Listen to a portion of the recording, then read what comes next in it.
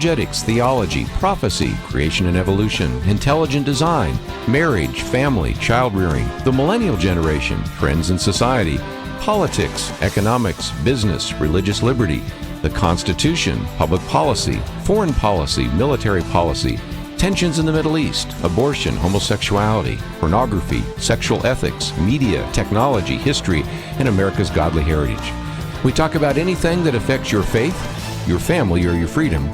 So don't go anywhere, because Point of View starts right now.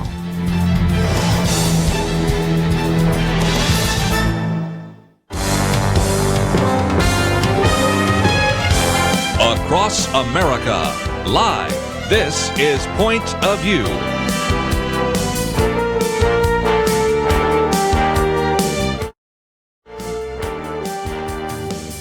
And now, Nick Pitts. And welcome to Point of View. I'm your host, Nick Pitts. So grateful that you have decided to join us today on this glorious day that's also, it's January 30th to some people. It's Phil Collins' birthday to those of us that are against all odds that are enjoying Phil Collins. And so nevertheless, we're so grateful that you're here today and you're tuning in. And I'm joined at the Millennial Roundtable by Chelsey Youman. Chelsey, how are you today? I'm good. I'm good today. So? Trying to stay warm. I know, polar vortex, right? Okay, not really in Dallas. But it's like 48 and I'm still crying. So there's like 6 states right now that part of the mail will not be delivered in parts of 6 states today just because it is so cold. I know. Daniel, my husband is traveling this week to Indianapolis and it was negative 50 with the wind chill.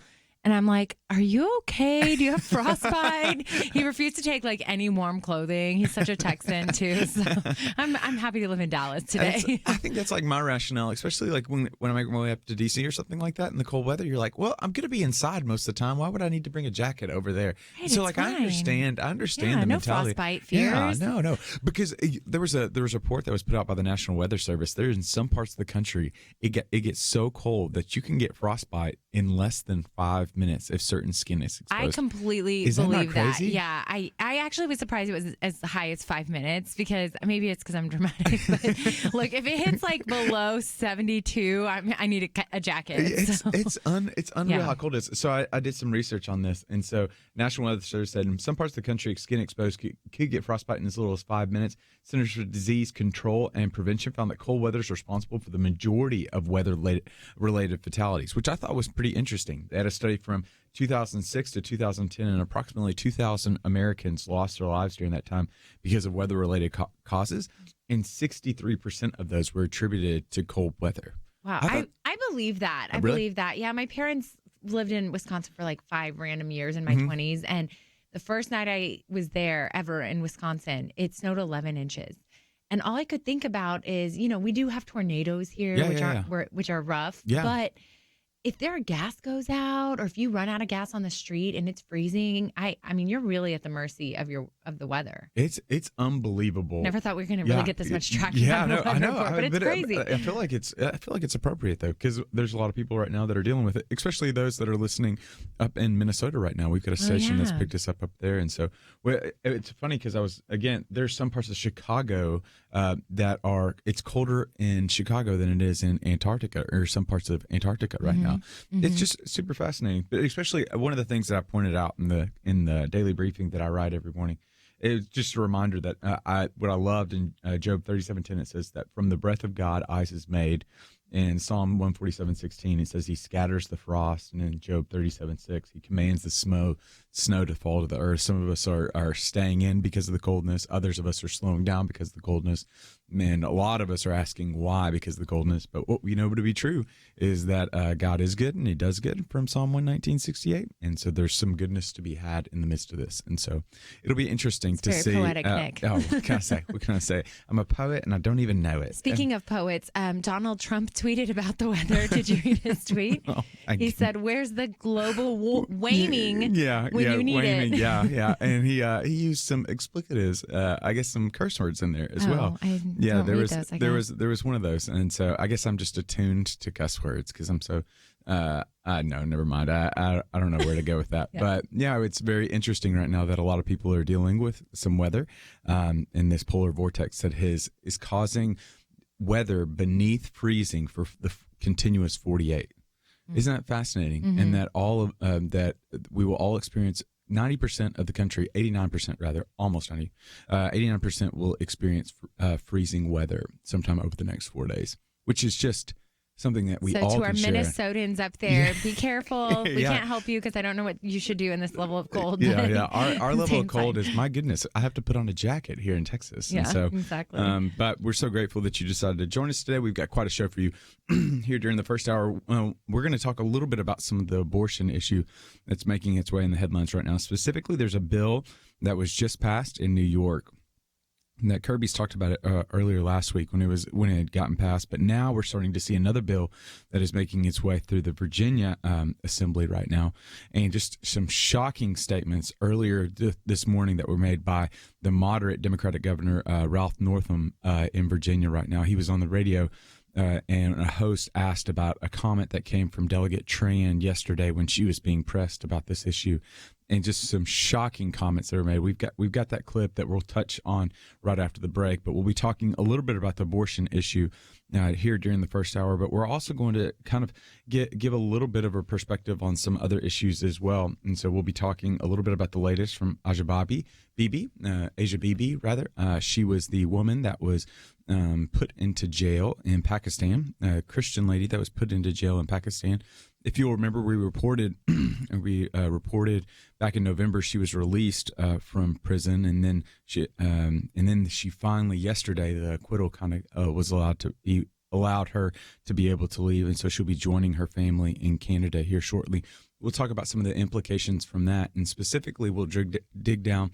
There's some interesting reports out of Open Doors USA about just the situation in Pakistan right now if you're a Christian. What's fascinating is that Christians probably it's around 2%. It's a little less than 2% of the millions of people that are in Pakistan. About 2% are Christians. But what's fascinating is that they consist of about 80% of the street sweepers and sewage cleaners. And there's a profiling towards them that they're seen as untouchable and individuals that are not worthy. And just deemed very little value to them, so they legitimately will assign them. And there's some interesting, you can see some evidence of that, which is the way that they even apply, how you can apply and how they advertise some of these jobs. And so we'll dig down a little bit into that as well. And then we'll also have in the next hour Jarrett Stephens. And so we'll be talking about millennials specifically, and then his latest book as well. With the millennial article, there was a fascinating article that was in New York Times yesterday that I published on the Daily Briefing that just talked about the work ethic among millennials, that over 50% of them indicated that they work over 40 hours a week. 70% of them said that they work over the weekends, and even 32%, in a strange little statistic, admitted to working while in the bathroom. And so there's a drive to work significantly among millennials that was captured very well in this New York Times article. So we'll talk a little bit about that as well later on here during the first hour, as well as with Jerry as well. But we're going to have to take a break right now. We're going to have to stop talking about the weather, Chelsey. I'm a little sad about that. I guess you could say I've got the blues. Get it? Blue? No, bad. It was bad. Sounds like it was a super dad joke. Yeah. So but we've got to take a break. But one of the things that we want to encourage you to do is you can go on the Point of View website to check out some of these articles that we'll be talking about. So you can log on at www.pointofview.net, and we'll be taking some of your phone calls as well. So you can call in if you'd like to add your comment or your point of view to some of the discussion. You can do so at 800-351-1212. Again, that number is 800-351-1212. And as is often the case here on the Millennial Roundtable, we want to emphasize the fact that we are on Facebook as well. We'll be taking some of your Facebook comments and questions, and what you share online we'll try to get to over the air as well. And so if you're tuning in on Facebook, you'll see my face, and then right underneath that, the moving picture. Quickly move past that and make your way into a comment or question in that live video box. What you share online we'll get to over air. But we got to take a break, and we'll be back, though, right after this.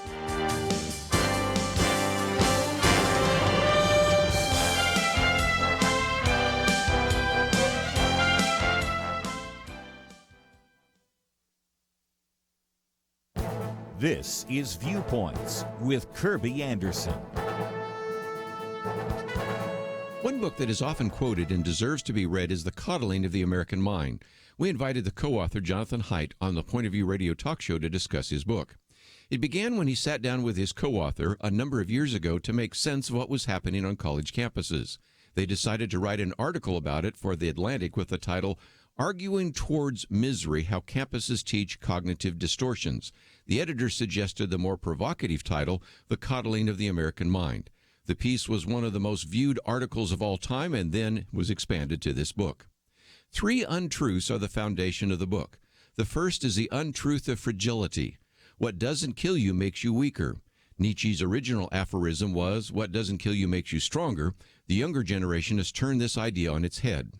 It is true that some things are fragile, like china teacups, while other things are resilient and can withstand shocks. But we also note that some things are anti-fragile. In other words, they actually require stressors and challenges to grow. Our immune system is like that, and university education is supposed to be like that. Students are supposed to be challenged by new ideas, not locked away in safe spaces. Unfortunately, most young people have been protected by a culture that promotes safetyism. It has become a cult of safety that is obsessed with eliminating threats, whether real or imagined, to the point where fragility becomes expected and routine. And while this is true for the millennial generation, it is even more true for the iGen generation, who are even more obsessed with safety. We are indeed seeing the coddling of the American mind. I'm Kirby Anderson, and that's my point of view.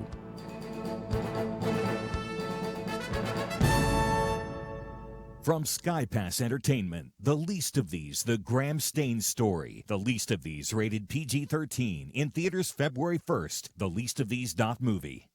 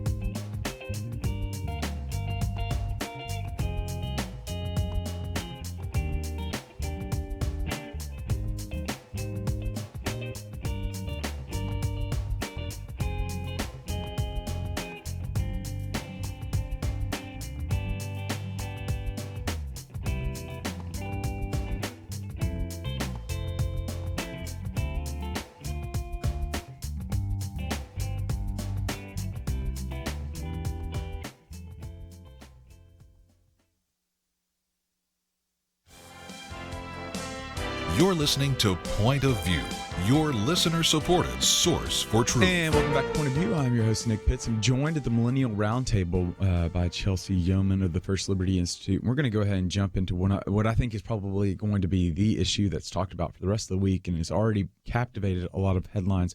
Earlier this week, Virginia Democratic Delegate Kathy Tran proposed a bill this week to allow a woman to have an abortion while she's in labor, just moments away from giving birth. And so, while she's in labor. While she's in labor, just moments away from while giving birth. Yeah, it's fascinating because this is, again, it goes back to that third trimester, to what they were talking about relative to the New York bill that was passed last week. Yeah, I guess because I didn't think the subjectivity of the idea of whenever the woman's health is in jeopardy, it gives her the opportunity to be able to have an abortion. Her health has to be in jeopardy. Has to be in jeopardy. Every woman's health is in jeopardy when she's in labor. Yep, exactly, I mean, exactly. So that's the subjectivity to it, which is one of the reasons why that New York bill was so controversial when it happened. Well, add on top of that what happened in New York, which, again, if we just understand the politics of it, New York is a very left-leaning state. It's a very Democratic state.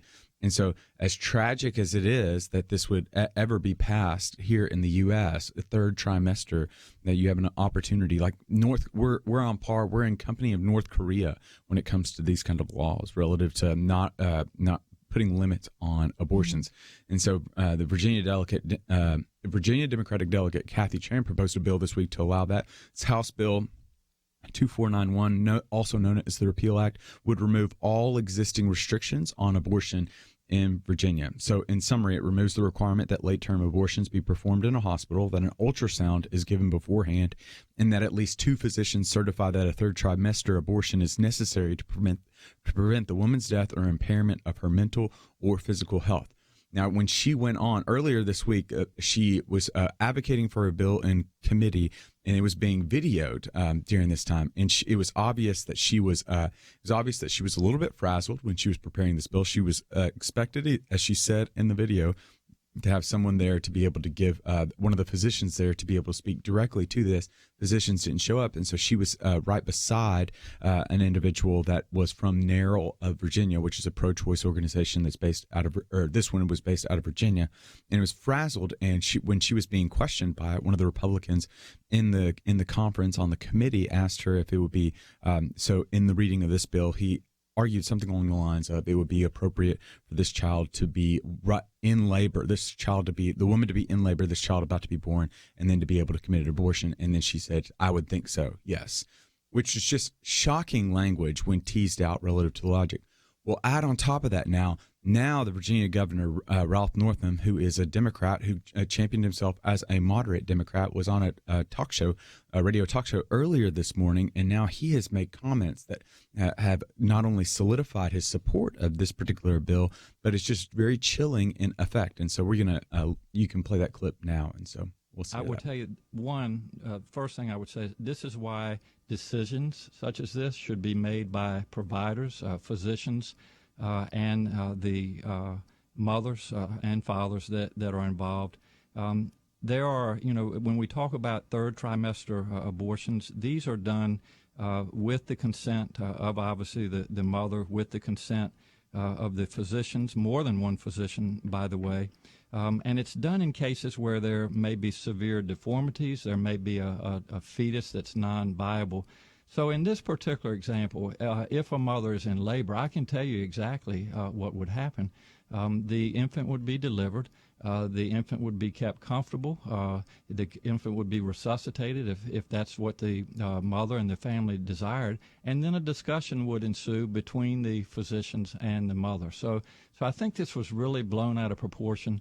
But again, we want the government not to be involved in these types of decisions. We want the decision to be made by the mothers and their providers. And this is why, Julie, that legislators, most of whom are men, by the way, shouldn't be telling a woman what she should and shouldn't be doing with her body.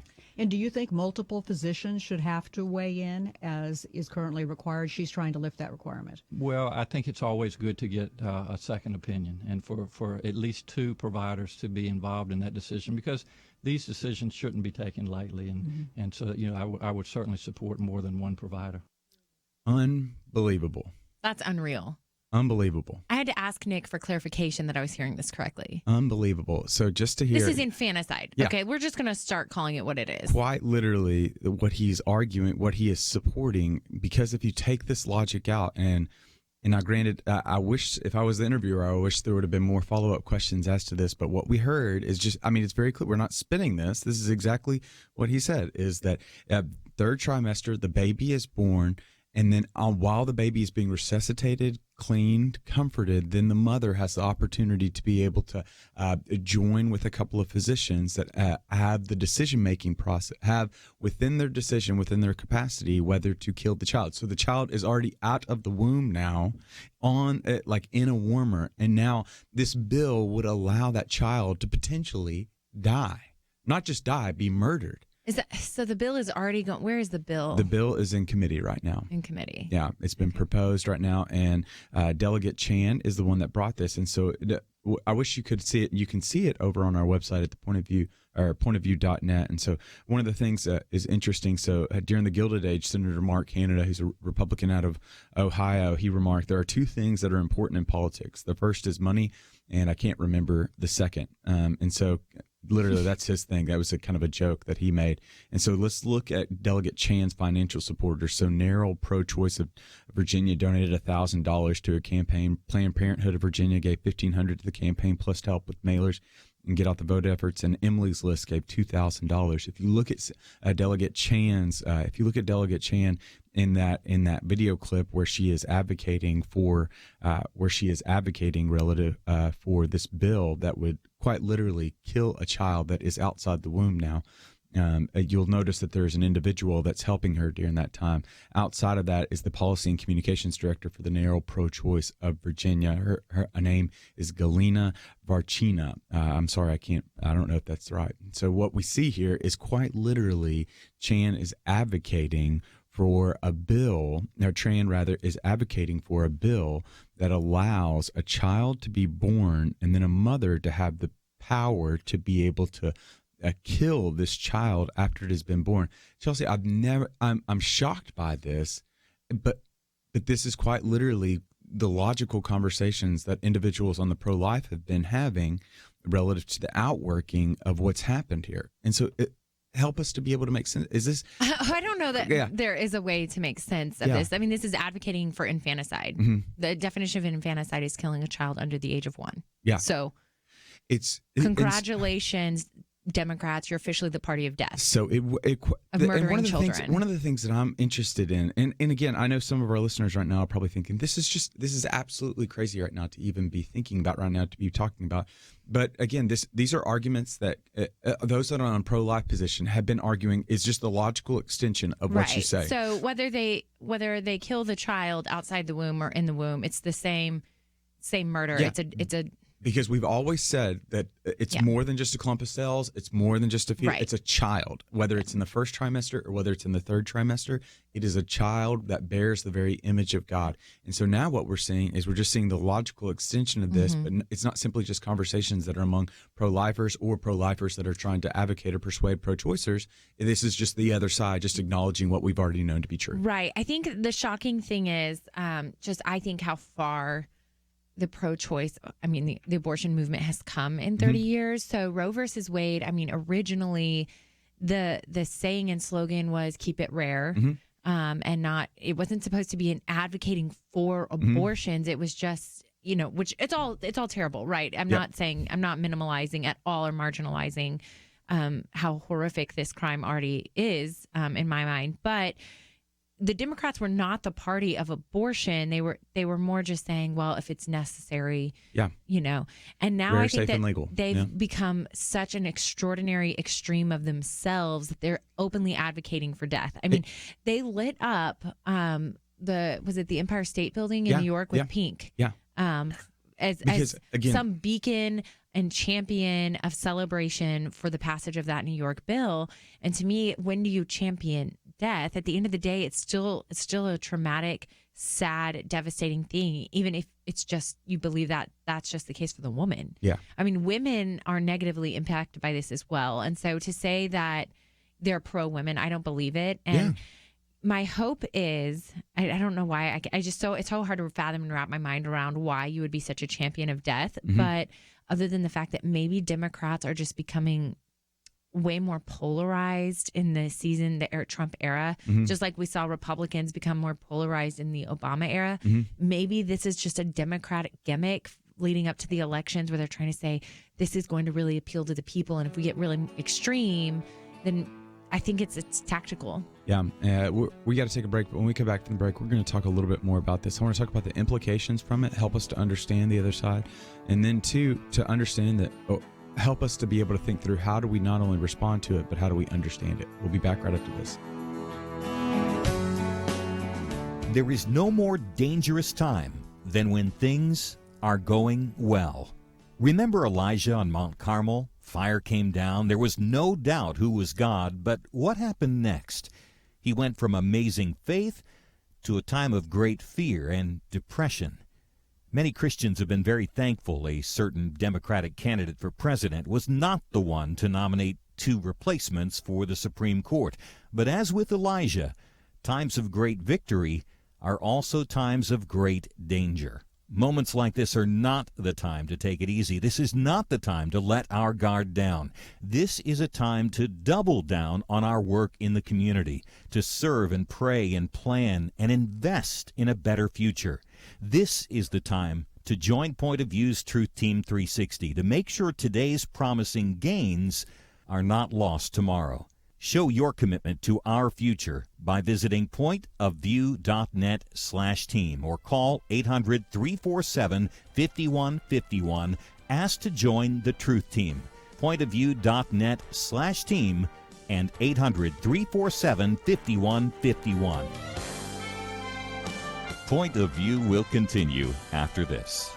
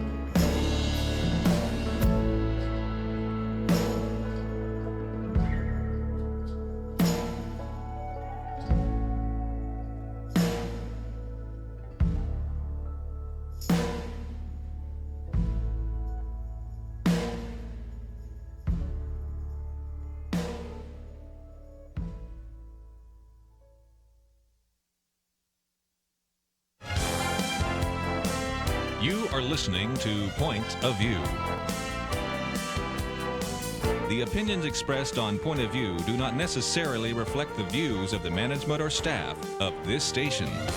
And now, here again is Nick Pitts. And welcome back to Point of View. I'm your host, Nick Pitts. We have been talking a little bit about the shocking video, the interview that Governor Northam, who is of Virginia, the moderate Democrat, has come out with this morning in an interview. He was responding to a question based on a question from the interviewer relative to the bill, Bill 2491, known as the Repeal Act, that's making its way through the Assembly in Virginia. And this bill was proposed earlier in the week by Delegate Kathy Tran. Kathy Tran is a bill this week that allows a woman to have an abortion while she's in labor, just moments away from giving birth. This Repeal Act removes all the existing restrictions on abortion in Virginia, and it will require the late-term abortions be performed in a hospital. It removes the requirement that late-term abortions be performed in a hospital, that ultrasound is given beforehand, and that at least 2 physicians, quote, certify that a third trimester abortion is necessary to prevent the woman's death or impairment of her mental or physical health. And so there's some instances, and I would the first thing that came to mind was, okay, well, this is just a really far outlier new delegate that just got elected that is wanting to go super hard to the left and wanting to just open up the abortion market so that there would be no restrictions. Okay. Well, then my skepticism met reality this morning when Governor Northam went on air on a radio show and supported this bill. Not only supported it, but went so far as even being told at certain instances, and really just, I was just absolutely shocked. And so we aired that in the previous segment. And I think, Chelsey, you brought up a really great point, and this is kind of your legal background. I thought this was a pretty important point that you made up, is that obviously this bill, when it goes into law, would be challenged. And as we know, with every bill that's challenged, it goes to the courts. And so this is a bill that has its way to be able to make its way up to the courts, potentially to the Supreme Court. Right. So as discouraging and horrific as these bills even getting passed really is, and I do want to, before we move on to kind of maybe the process for how this can be rectified, just acknowledge that, that it's becoming more and more egregious, the arguments on the other side for pro-choice or pro-abortion. And that is with more medical knowledge than ever, right? So we now know more than we did in the 60s, more than we did in the 70s, with sonograms and technology, that a baby at 6 weeks has fingernails and a heartbeat. Okay. 5 weeks has a heartbeat. It's most detectable after 6 weeks. Yeah. So we know more now than ever about that life, and about that this is they no longer can claim this is just a clump of cells. Yep. That we just all need to look at abortion in the eye and for what it is. I mean, it is the killing of a human, period. And I think that to get to the Supreme Court, that's important to know, because Casey versus Planned Parenthood was decided in the 90s. Sandra Day O'Connor was supposed to be the 5th conservative judge who Bush appointed really specifically to help overturn Roe versus Wade. It was the first opportunity the court had to do that, and it was a colossal failure. She aligned with the pro-choice advocates, and she basically said there's a sliding scale that for the woman's health versus the child's health, and that the longer the pregnancy goes on, the more the child has rights, because they're more viable. And so they talked about, unless technology really changes or medical information really changes, that would be the way that it stands. And so I think there are way more arguments now, if it were to go to the Supreme Court, that we know now more than ever, and that in light of science and the development of the sonograms and things that have really changed in the last 28 years, that it should be completely outlawed. And so, of course, this New York law will be challenged by pro-life groups. Pro-life groups are not going to stand down on this issue. This is, it's more vital and imperative now than ever that we all be calling our representatives and our senators and our congressmen, and that we be taking action. I'm sure it will be challenged and taken up maybe to the Supreme Court. Maybe this will be an opportunity for the Supreme Court to really, push back against Roe versus Wade. That would be the hope. Something to hope for out of such a terrible passage of a law. So what's fascinating is, so again, I want to specifically cite we're not going to replay the clip during this hour, but I will quote what the governor said. So he says, quote, so in this particular example, the example of the third trimester abortion, so in this particular example, if the mother is in labor, I can tell you exactly what would happen. The infant would be delivered, the infant would be kept comfortable, the infant would be resuscitated if this is what the mother and the family desired, and then a discussion would ensue between the physician and the mother. So what we're talking about is what pro-lifers have always known to be true, that Chelsey was just pointing to relative to the research, that even at 5 weeks, we can hear that we know that there's a heartbeat, that baby at 5 weeks is just as much a human as it is during the third trimester, or just as much as human as it is outside the womb. And so our logic has always led us to that particular point. What now we've always logically known and talked amongst ourselves and argued for in the public square is now what Democratic Governor Ralph Northam has said in this radio interview, that now not only this child would be born, would again leave the mother's womb, would be resuscitated, would be kept comfortable, but then it has the opportunity for these doctors to come in and to discuss with the mother the decision that would be made. You know, I cannot imagine. This is one crazy person's take, right? I can't imagine that this is going to be popular, right? Yeah. I can't imagine that the mainstream left, even those who are pro-choice, could advocate for that. I mean, call me wrong, evil is evil, right? And that's all that this is. All we're talking about is evil, let go and let run its course. But the pro-life movement, make no mistake, it's winning. Yeah. I mean, I think over the last 30, 40 years, we've really seen leaps and bounds, some changes in the pro-life movement. It's no longer as popular as it was. At the state level is where we've seen so much ground be taken. And that's one of the things that has shocked me relative to the news over the past 2 weeks is for the past, I think, 5 years, the number of abortions have continued to drop down to the point that we're around a little 900,000 plus pretty in the 950s. Our generation is more pro-life than any generation before it. And so what we've seen is a decrease, and a large part of that decrease is just some of the great work that state governments are doing and state legislatures are doing right now to, one, make sure that there's hospital privileges, two, to make sure that there's certain... Well, it's a human issue. So I think that the other side forgets, like, you know, I had someone who's in policy I won't name ask me one time, why are we losing on, you know, the human rights issues and the LGBT issues, but we're winning on the pro-life issues? And I said, it's all human issues. You can't talk about unborn children with what we know in science today anymore and excuse it. And I think that people at a gut level understand that if they're willing to call this what it is and deal with abortion on its terms. And this, I mean, this video clip right here points to the fact that this is a human issue. I have never, so I'm so fired up. I don't mean to interrupt you, but I have never heard someone advocate for something so barbaric in my life is what the Virginia government is advocating for. And I just don't, I have to believe that's not mainstream, and I have to believe that this culture war can still be won. But I do think churches need to get involved in this issue too. That's a major, major gap we're seeing is pregnancy resource centers are underfunded, understaffed. There are less volunteers than they need to be able to operate. They're having a hard time getting grants and government benefits on the same basis as groups willing to do abortions. And because they won't provide contraception, they're not allowed to get medical licenses. So really, I think that churches need to lean in now more than ever. Every church should have a pregnancy resource center at their church. If you are scooping in these women as they walk through the doors of abortion centers, how many more lives could you save? And then who cares what the state of New York is trying to do with their legislature, because we're winning the war with the culture and with the humans. It's supporting women. I think that's a huge way people can get involved. And then the other thing I'll say is there's a sonogram bus in Dallas. Have you heard of this? This guy who's incredible toured the country looking for someone to fund his $75,000 that he needed to purchase a bus. And he camps outside of abortion clinics and offers free sonograms to women going in to get their abortions. And like 70% of the women he gave sonograms to changed their minds when they saw their children.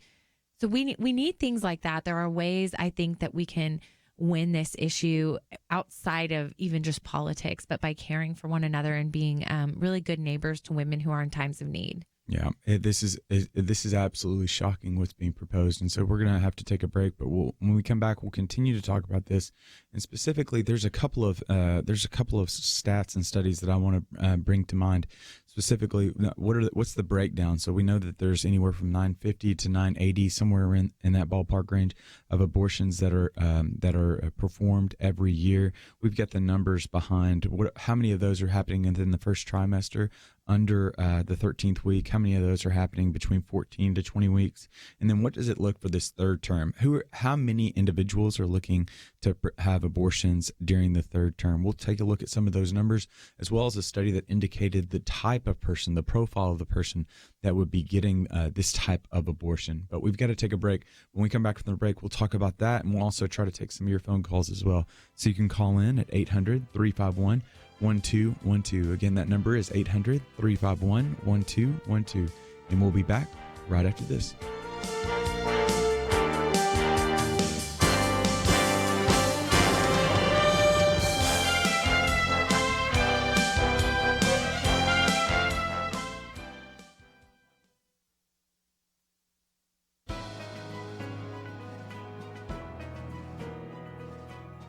Welcome to the First Liberty Briefing. I'm Jeremy Dice.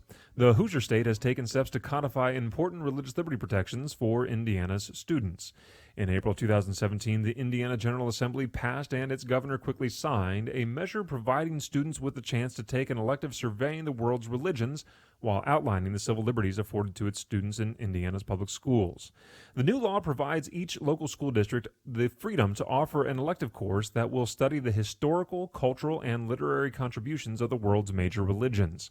At the same time, some of the critical civil liberties protected by the law include protecting a student's right to express their religious beliefs in class and class assignments, the right to pray before, during, and after the school day, and the right to access a school's facilities in the same manner that secular groups do. Of course, many of these protections are found in policies issued by the United States Department of Education. Nonetheless, it is encouraging to see a state dedicate significant legislative effort to religious liberty. Students should not be required to hide their faith at school, nor should they be punished for daring to discuss their religious beliefs while at school. Religious liberty should be our national priority. It's good to see that, at least for one state, it's a clear priority for their students. To learn how First Liberty is protecting religious liberty for all Americans, visit firstliberty.org. You can learn how to protect religious freedom in the workplace, public schools, church, the military, and more by downloading First Liberty's free Religious Liberty Protection Guide at firstliberty.org. That's firstliberty.org. If you want hope for religious freedom, go to firstliberty.org.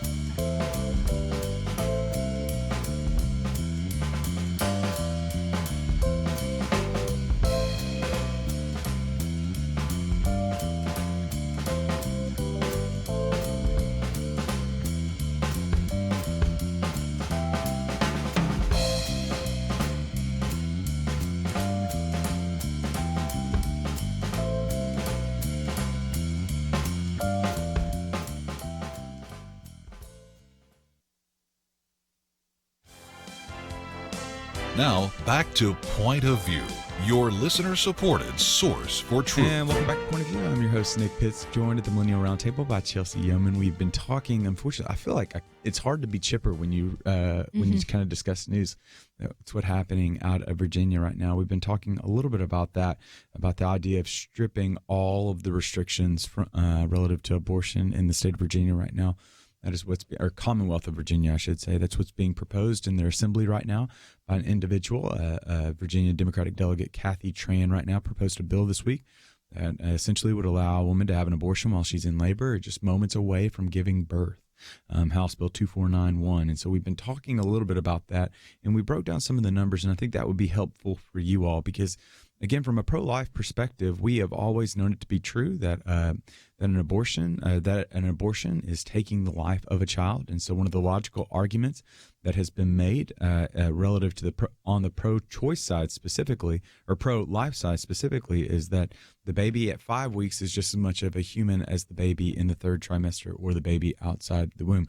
And so let's look at some of the numbers for individuals that are getting abortions, and then specifically some of the numbers relative to that as well. And so before the end of the 13th week of pregnancy, so from conception to the 13th week of pregnancy, 91% of abortions take place within that first trimester. When you go to the 14th to 20th weeks, that number is around 7%. And then upwards of 21 weeks, that number is at 1%. So we're looking at about roughly 90,000 abortions that are being performed during the 20th week. So during this during 20 plus weeks. So during and one of the maybe issues we can talk about leading to that statistic is that some states don't allow abortion after a certain week of pregnancy, and so that might also account for maybe why that statistic is so low. Mm-hmm. Yeah. And so what we've seen, especially over the years, again, some of the greatest advances that have been made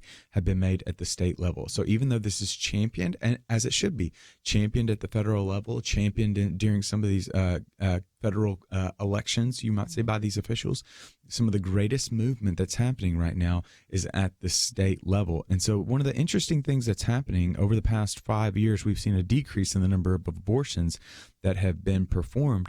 But what some of the research is coming out that's indicating the profiles is what it's being argued, the profiles of some of these women that would be seeking an abortion later on in life, or later on during their pregnancy. And so there was one study that was put out that indicated that there were at least 1 of 5 profiles that the majority of women who get abortion during the third trimester fit into. And so those are 1, when they're raising a child alone or raising children alone. 2, they're depressed or using illicit substances. 3, they were in conflict with a male partner or were experiencing domestic violence. 4, had trouble deciding and then had access problems. And then 5 were young. And so the conclusion that was based off of this research is pretty telling. It says bans on abortion after 20 weeks will disproportionately affect young women and women with limited financial resources. And so one of the things that I think is extremely interesting, Chelsey, is what we find is that a number of these women that are getting abortions, specifically in this third trimester, are individuals that are very much feeling the weight and the responsibility that comes with having a child, and are not only are feeling the weight of it, but more than likely open to the opportunity of someone coming alongside them. It just seems to make logical sense to me. Right. So we know that there's obviously just such a relationship between, or correlation between women who are in a desperate place with this, who are not supported, who are alone, who are even pressured by their partners to obtain an abortion, and their likelihood of having an abortion. I mean, that has been a tried and true statistic forever. And so there's just a huge need here for really community to be a community to these women, and the church to be the church, whether that's through, Pregnancy Resource Center or just the actual church itself, through counseling, like letting women know they're not alone. There's Young Lives, which is a great ministry dedicated to young teenage moms who just need to know they're not alone, and they're with other teenage moms. So they're all in the same life phase, and they have mentors, whether it's that or just even, I wish every church just had a massive storage closet full of diapers and wipes and formula and bottles and things. There are things these women will need. And I think it's easy to think of, we just want her to choose life and then that's the right decision. So let that be it. But really we need to think about really coming alongside women and enabling them to be the parents that they can be. I mean, women are strong. Okay. There have been single moms from the beginning of time, and dads too. So women can do it. It's just a matter of like someone telling them they can. I'll never forget, I had a friend who was pregnant outside of wedlock in her 20s and kept her baby. And years later, she said, I just want everyone to know, I wish one person had told me you can do this. Wow. when she was making that decision. And she was raised in a Christian home, so knew that that was the right decision to make, but nonetheless felt completely isolated because her friends and everyone around her said, oh, you just need to get an abortion. There's no way you can handle this. And the truth is, it's not an impossible task. And we know that like God is with us and God goes before us and gives us strength and endurance for what we need to do as parents. So us getting that message out in a tangible way, not just saying it, but showing up and helping the women, really removes the government from this picture entirely. I mean, to me, this is the equivalent of New York saying, it's free to go murder everyone now. Our streets are open for murder. No one will ever be penalized for that. Yeah. But people can still choose the right way, and people can still choose. And I say that without obviously wanting to shame any woman who's made that choice. There's healing, and and it's a hard choice for that woman the rest of her life. I mean, there is a lot of statistics on increased depression rates and trauma and issues from women who've had abortions. And so there's a lot of victims involved in this issue who all really need to be supported and I think that's helped. one of the interesting things that and again, it's one of the things that I want to take heart with, and for our listeners that might have experienced something like this, or contemplating something like this. So not only can you do this because you have the Spirit of God inside of you, and greater is He who is in you than he who is in the world, that He walks with us through these situations, and specifically He walks with you through these situations. Like I am completely convinced of the God that starts a good work and sees it to completion. And so I think there's a God that walks with us through this, but our God doesn't just stop walking with us when we get through a particular trying season, that our God continues to walk with us. So if there's a woman right now that's listening that may have just is feeling a sense of shame, or a man that's listening right now that may have participated in something like that, we also know that our God has removed that shame on the cross of Christ. Absolutely. And there is grace. Yeah. And if anyone is thinking about it, I mean, God also created that life with a purpose and like designated all the days of that baby's life. Yeah. So, I mean, it's a hard thing to talk about, but it's something that we have to. I mean, we can't just lay aside and pretend. There are people dying every single day because of this issue, and it's tangible and it's real and it's important. And so, I think that everyone really needs to think hard about how they can dedicate their time and their efforts towards supporting women and helping with this issue. And I think that's one of the things that I'm looking forward to talking with you, and then we'll have Jarrett Stephens in studio here in the next hour, is, I think there's always going to be room in the public discourse for conversation about this particular issue, and I think there's going to be a particular contingent of people that are going to be convinced by the logical arguments. I think there will always be room. But what are some of the ways outside of arguments that we can move and make to be able to respond to this issue specifically? Because we know it to be true that this isn't just an us versus them, pro-choice versus pro-life.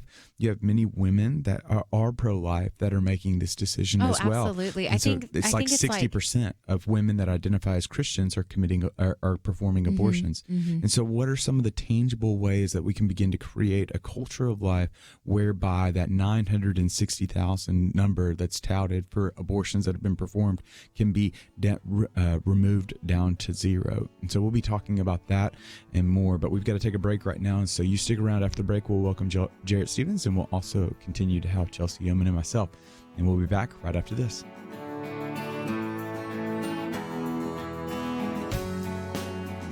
Why should you become a partner with Point of View Radio?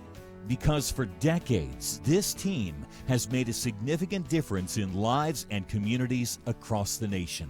Because America is dying for lack of biblical wisdom about life and culture.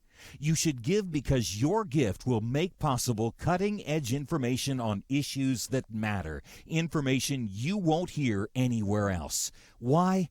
Because your gift will change lives, because you'll influence our culture with biblical truth, and because you can make a difference for the future.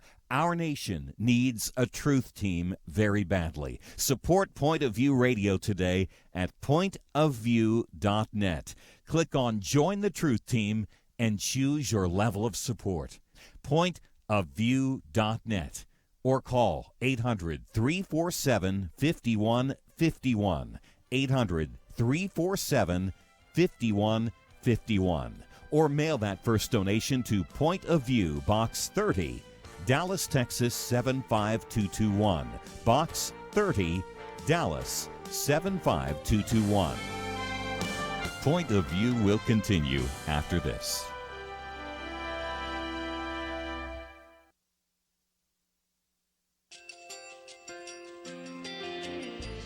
I just want to thank you so much for all the wonderful programming you have. You're just absolutely fantastic. I recently started listening to Point of View, and I really found it interesting because of the different subjects you cover. Thank you for that. I really appreciate everything that you do in keeping us informed. Thank you, Kirby, for everything that you have been doing. I appreciate all the work that you're doing, advocating for the Word of God. Thank you so much.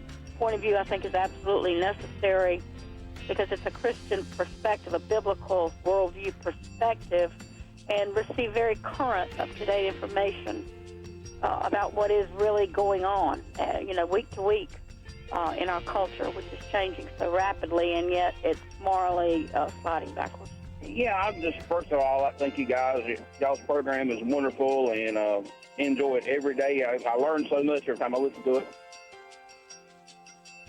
Point of View Radio Talk Show.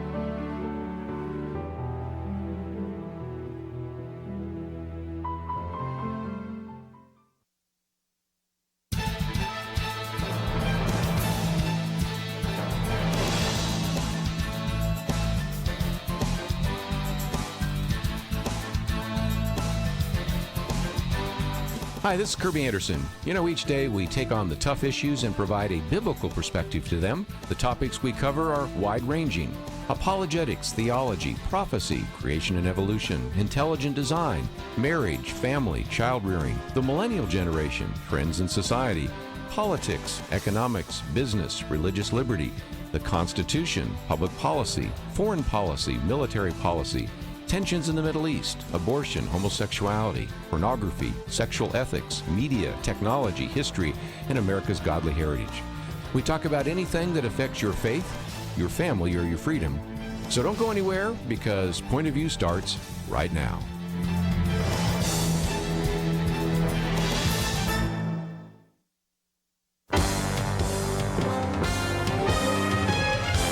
Across America, live. This is Point of View.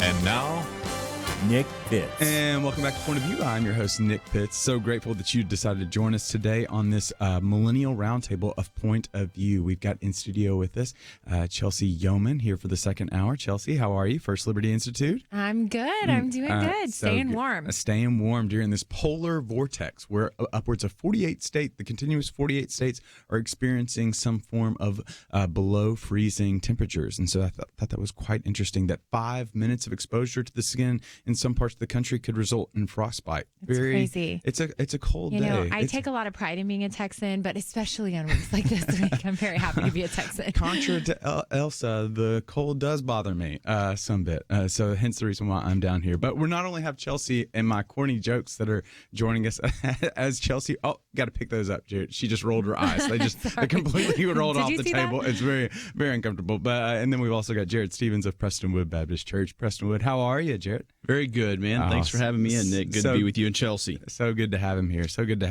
if you were with us during the first hour, we talked a little bit and really pretty extensively about kind of a pretty alarming issue that was happening in Virginia, of all places. And so last week, for those of you that were following along, especially Kirby outlined it so well. Last week in New York, they passed a bill that would allow abortion during the third trimester, which was just a very tragic bill.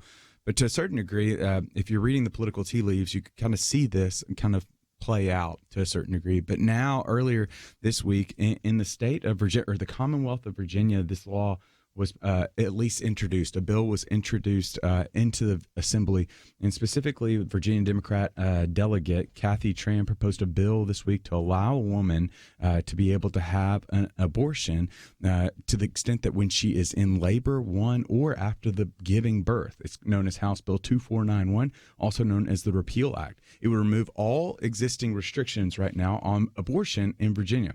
According to a bill summary, it removes the requirement that late-term abortions be performed in a hospital, that an ultrasound is given beforehand, and that at least two physicians, quote, certify that a third trimester abortion is necessary to prevent the woman's death or impairment of her mental or physical health.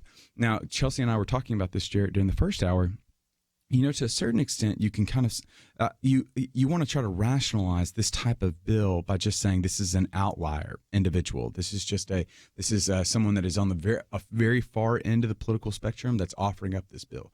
Well, then earlier this morning, there was the governor of Virginia, individual named Ralph Northam, who's a moderate Democrat, or is what he championed himself on during the campaign season, was interviewed and was asked about this particular bill. And so what we're going to do is we're going to play that interview here to hear what he had to say relative to this repeal act that is being put forward now, that is in committee in the Assembly of Virginia. So here it is. I would tell you, first thing I would say is this is why decisions such as this should be made by providers, physicians, and the mothers and fathers that are involved. There are, when we talk about third trimester abortions, these are done with the consent of obviously the mother, with the consent of the physicians, more than one physician, by the way. And it's done in cases where there may be severe deformities, there may be a fetus that's non-viable. So in this particular example, if a mother is in labor, I can tell you exactly what would happen. The infant would be delivered, the infant would be kept comfortable. The infant would be resuscitated if that's what the mother and the family desired, and then a discussion would ensue between the physicians and the mother. So I think this was really blown out of proportion. But again, we want the government not to be involved in these types of decisions. We want the decision to be made by the mothers and their providers, and this is why, Julie, that legislators, most of whom are men, by the way, shouldn't be telling a woman what she should and shouldn't be doing with her body. And do you think multiple physicians should have to weigh in, as is currently required? She's trying to lift that requirement. Well, I think it's always good to get a second opinion, and for at least two providers to be involved in that decision, because these decisions shouldn't be taken lightly. And so, I would certainly support more than one provider. And to quote Governor Northam, these decisions should not be taken lightly. Jarrett, how are we to think about this? Well, we have a saying in ministry that nothing surprises us anymore, but where we're going as a culture, something comes up every day where you're going, man, I cannot believe that we're here. And Nick, you're always quoting people just randomly and to the point, but I'm just reminded of what Bonhoeffer said when he was talking about children. He said the test of where a society is morally is what they do with their children. And so when you look at a situation just like this, I mean, it's eye-opening, and it shows you exactly where we are, how far we've come. It's just mind-blowing. Chelsey, that was one of the things, because, again, being in the news, we're all in the news. We're all infinitely aware of just every little thing that's coming out with to a large degree. And sometimes we know that there can be these outlier positions that are taken. But this is coming out of Virginia, which is a traditional purple state, a moderate state. And this is coming from a, quote, moderate governor right now. This is it's just unbelievable. Well, I think it's confirming what the pro-life movement has said for decades about this issue. It is the death of children. And I think the left is finally maybe looking at it on its terms and just calling it what it is. Unfortunately, that's not deterring them from these positions. It's just now I guess they're just owning infanticide. And I think that that's something it's shocking and it's discouraging, but it's something that we as a culture and as a church can deal with without needing even the government and politics involved. I mean, I think we could win this issue without even passing legislation if the church was being the church and, PRCs were being supported the way they should. And if we all dedicated an hour a month or 2 hours a month to doing a pregnancy hotline or going and talking to women about these issues, I think that we'd really see a change in the way that women are supported and making these decisions. Yeah, because again, Jared, one of the shocking things about this is a conversation that pro-life individuals have been having for a while. We've always believed it to be true that the personhood of the baby is just as significant and is just as valid at 5 weeks at conception as it is outside of the womb. And then to be able to hear someone echo that from the other side is shocking to us. But once we let the shock wear down to a certain extent, how are we to think about this? For the Christian that's listening to this right now, that's trying to think through, how should I respond to news like this? What would you offer to them? Well, first of all, we understand that 2 Corinthians 4:4, that principle, that the God of this age, little g, Satan, has blinded the minds of the hearts of unbelievers to keep them from coming to a knowledge of truth. And so from strictly a spiritual perspective, we've got to pray for God to remove scales and for people to have a change of heart. Yeah. I mean, at the end of the day, that is the root. Just reading the scriptures, it happens from a darkened mind and what the scripture calls a deluded heart. And so as Christians, yes, we've got to be proactive. Our church has a pregnancy center, and we are very active for life. We say we're pro-life in our beliefs and pro-love in our actions. And I think that's what we have to get back to as Christians. Yeah, I think that's one of the interesting things, and we'll get back to this after the break, is I think, one, there's a sense that there are many that are in this world that it's hard to logically argue them outside of this position. So you have to, what C.S. Lewis found, you have to surprise them with joy. You have to surprise them to a large degree that allows them to be able to experience those epiphanies, to be able to see the horror of these actions and these positions, that hopefully will be able to persuade them to the other side and to see the beauty that comes from life, and then hopefully life to the fullest. And so we'll be back, though. We've got to take a break. And so we'll be back right after this.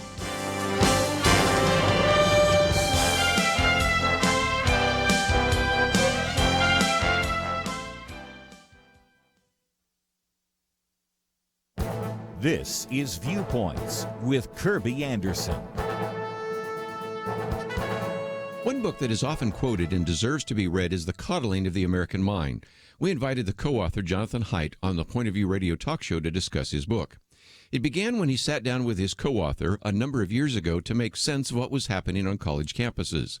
They decided to write an article about it for The Atlantic with the title, Arguing Towards Misery, How Campuses Teach Cognitive Distortions. The editor suggested the more provocative title, The Coddling of the American Mind. The piece was one of the most viewed articles of all time and then was expanded to this book. 3 untruths are the foundation of the book. The first is the untruth of fragility. What doesn't kill you makes you weaker. Nietzsche's original aphorism was, what doesn't kill you makes you stronger. The younger generation has turned this idea on its head. It is true that some things are fragile, like china teacups, while other things are resilient and can withstand shocks. But we also note that some things are anti-fragile. In other words, they actually require stressors and challenges to grow. Our immune system is like that, and university education is supposed to be like that. Students are supposed to be challenged by new ideas, not locked away in safe spaces. Unfortunately, most young people have been protected by a culture that promotes safetyism. It has become a cult of safety that is obsessed with eliminating threats, whether real or imagined, to the point where fragility becomes expected and routine. And while this is true for the millennial generation, it is even more true for the iGen generation, who are even more obsessed with safety. We are indeed seeing the coddling of the American mind. I'm Kirby Anderson, and that's my point of view.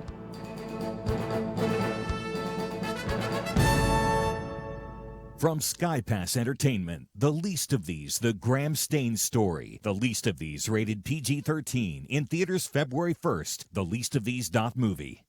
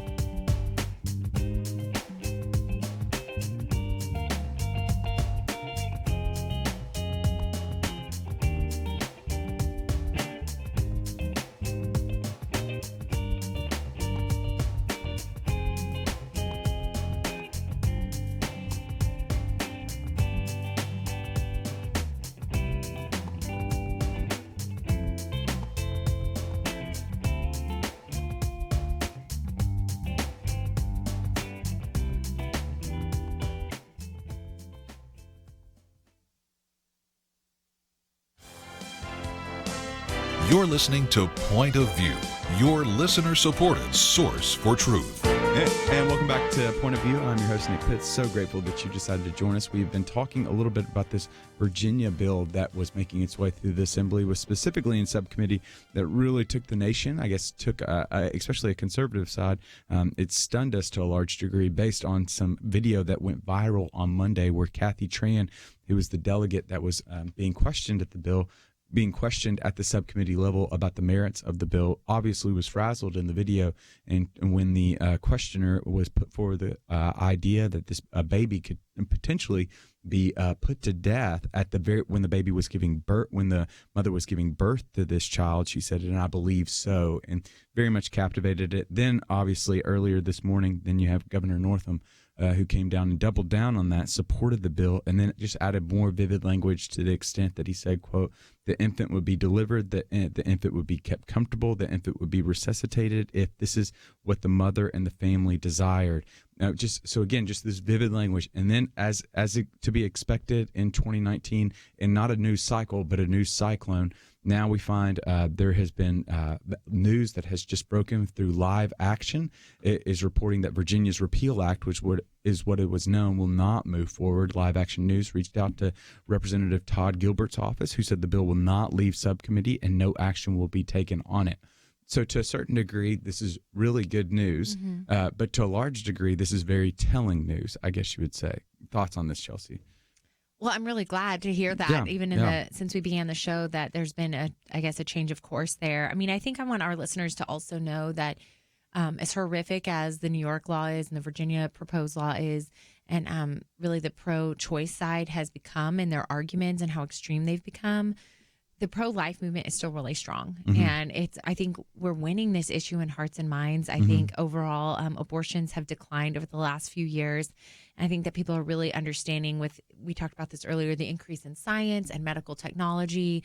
Sonograms, more pervasive than ever, have been statistically shown to help women. I pulled up some statistics, but women who are decided in their decision were less changed in course by a sonogram, but women who were undecided or still really weighing their options were shown to significantly decrease their chance of having abortion with a sonogram. And I think, we just have to remember on the pro-life side that there are states like the state of Texas where the Texas Attorney General is trying to ban, late-term abortions and partial ban abortions, partial birth abortions. So there are some really great strides being made on the other side to be advocates for. And the other thing is, I just want to point out how far the left is. They're lying. I mean, they are not pro-woman. It is not pro-woman to say, let's put a blindfold on. You don't need to know about really medically what's going on here. Don't worry about the ramifications of this psychologically or even to your future fertility.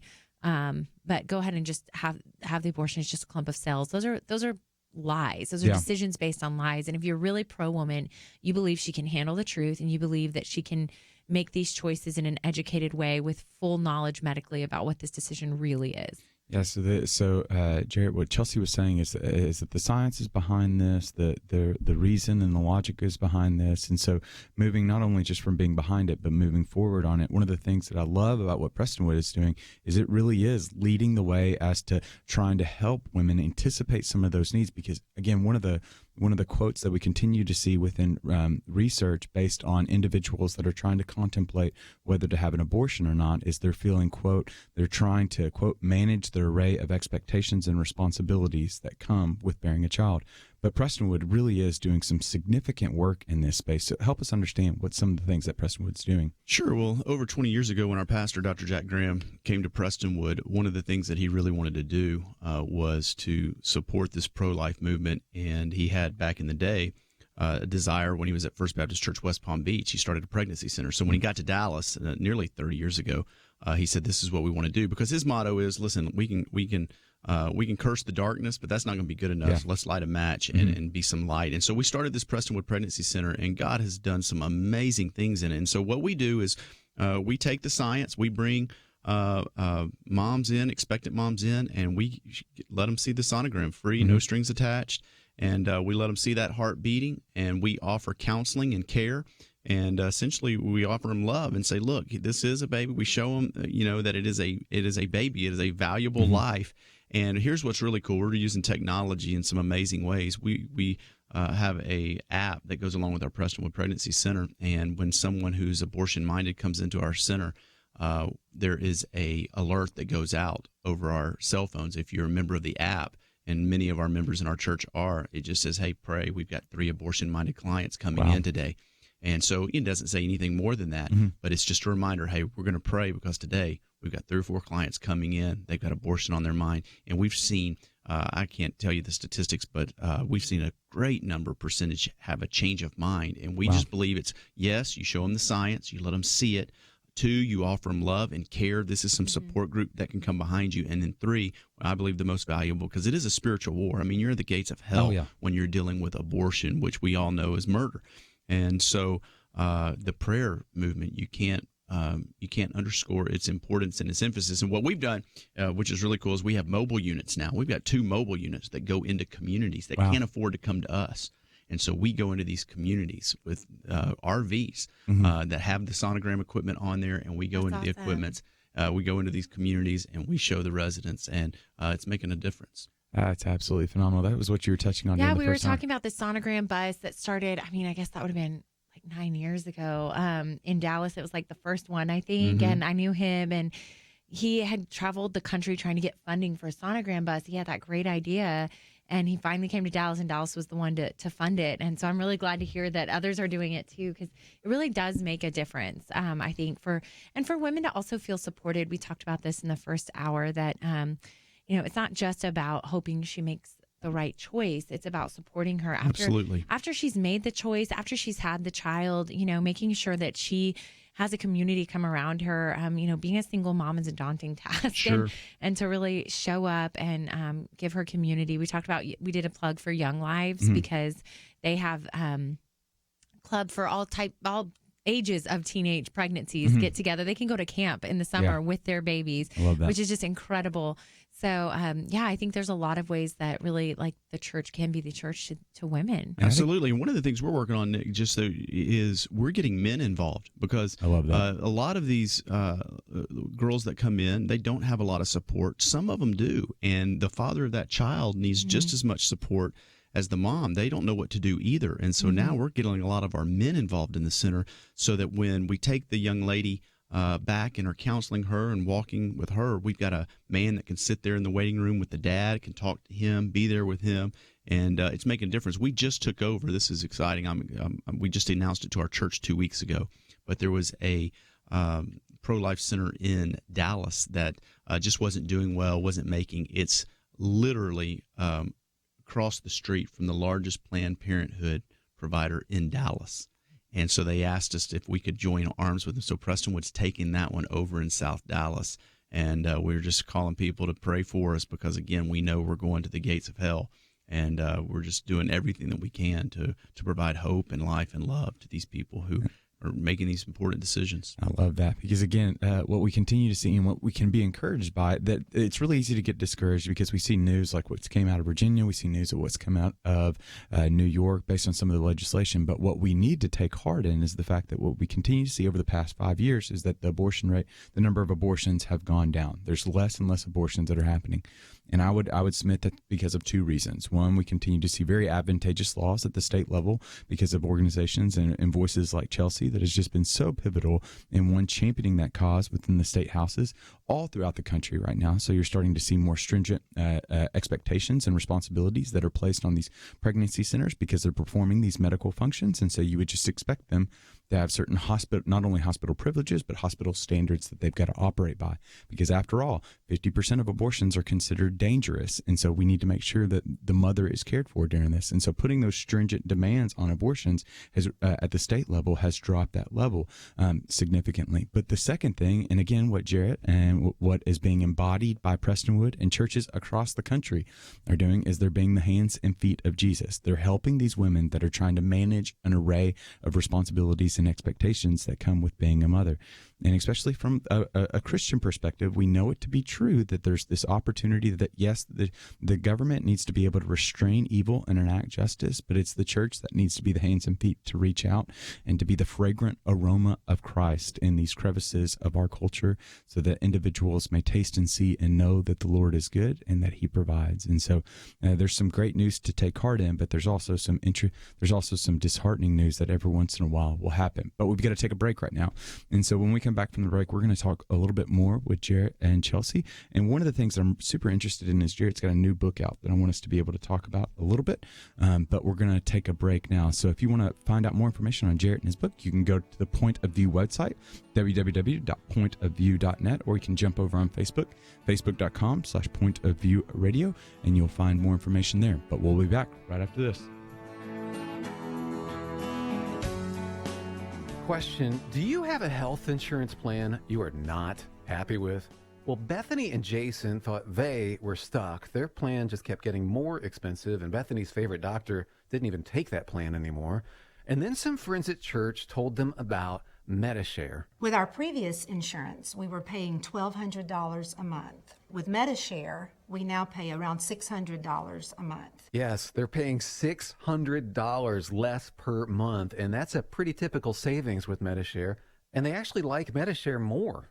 I was able to go back to my original doctor that I absolutely loved, and it's just been an absolutely beautiful thing being a part of MediShare. Yeah, so they pay a lot less, and they like it more. No wonder MediShare is growing so fast. Find out more. They're super easy to talk to. All you have to do is call 855-90-BIBLE. That's 855-90-BIBLE. 855-90-BIBLE. It takes a team to win. Be part of Point of View's Truth Team and bring truth and healing to America. Go to pointofview.net/team, pointofview.net/team, and 800-347-5151.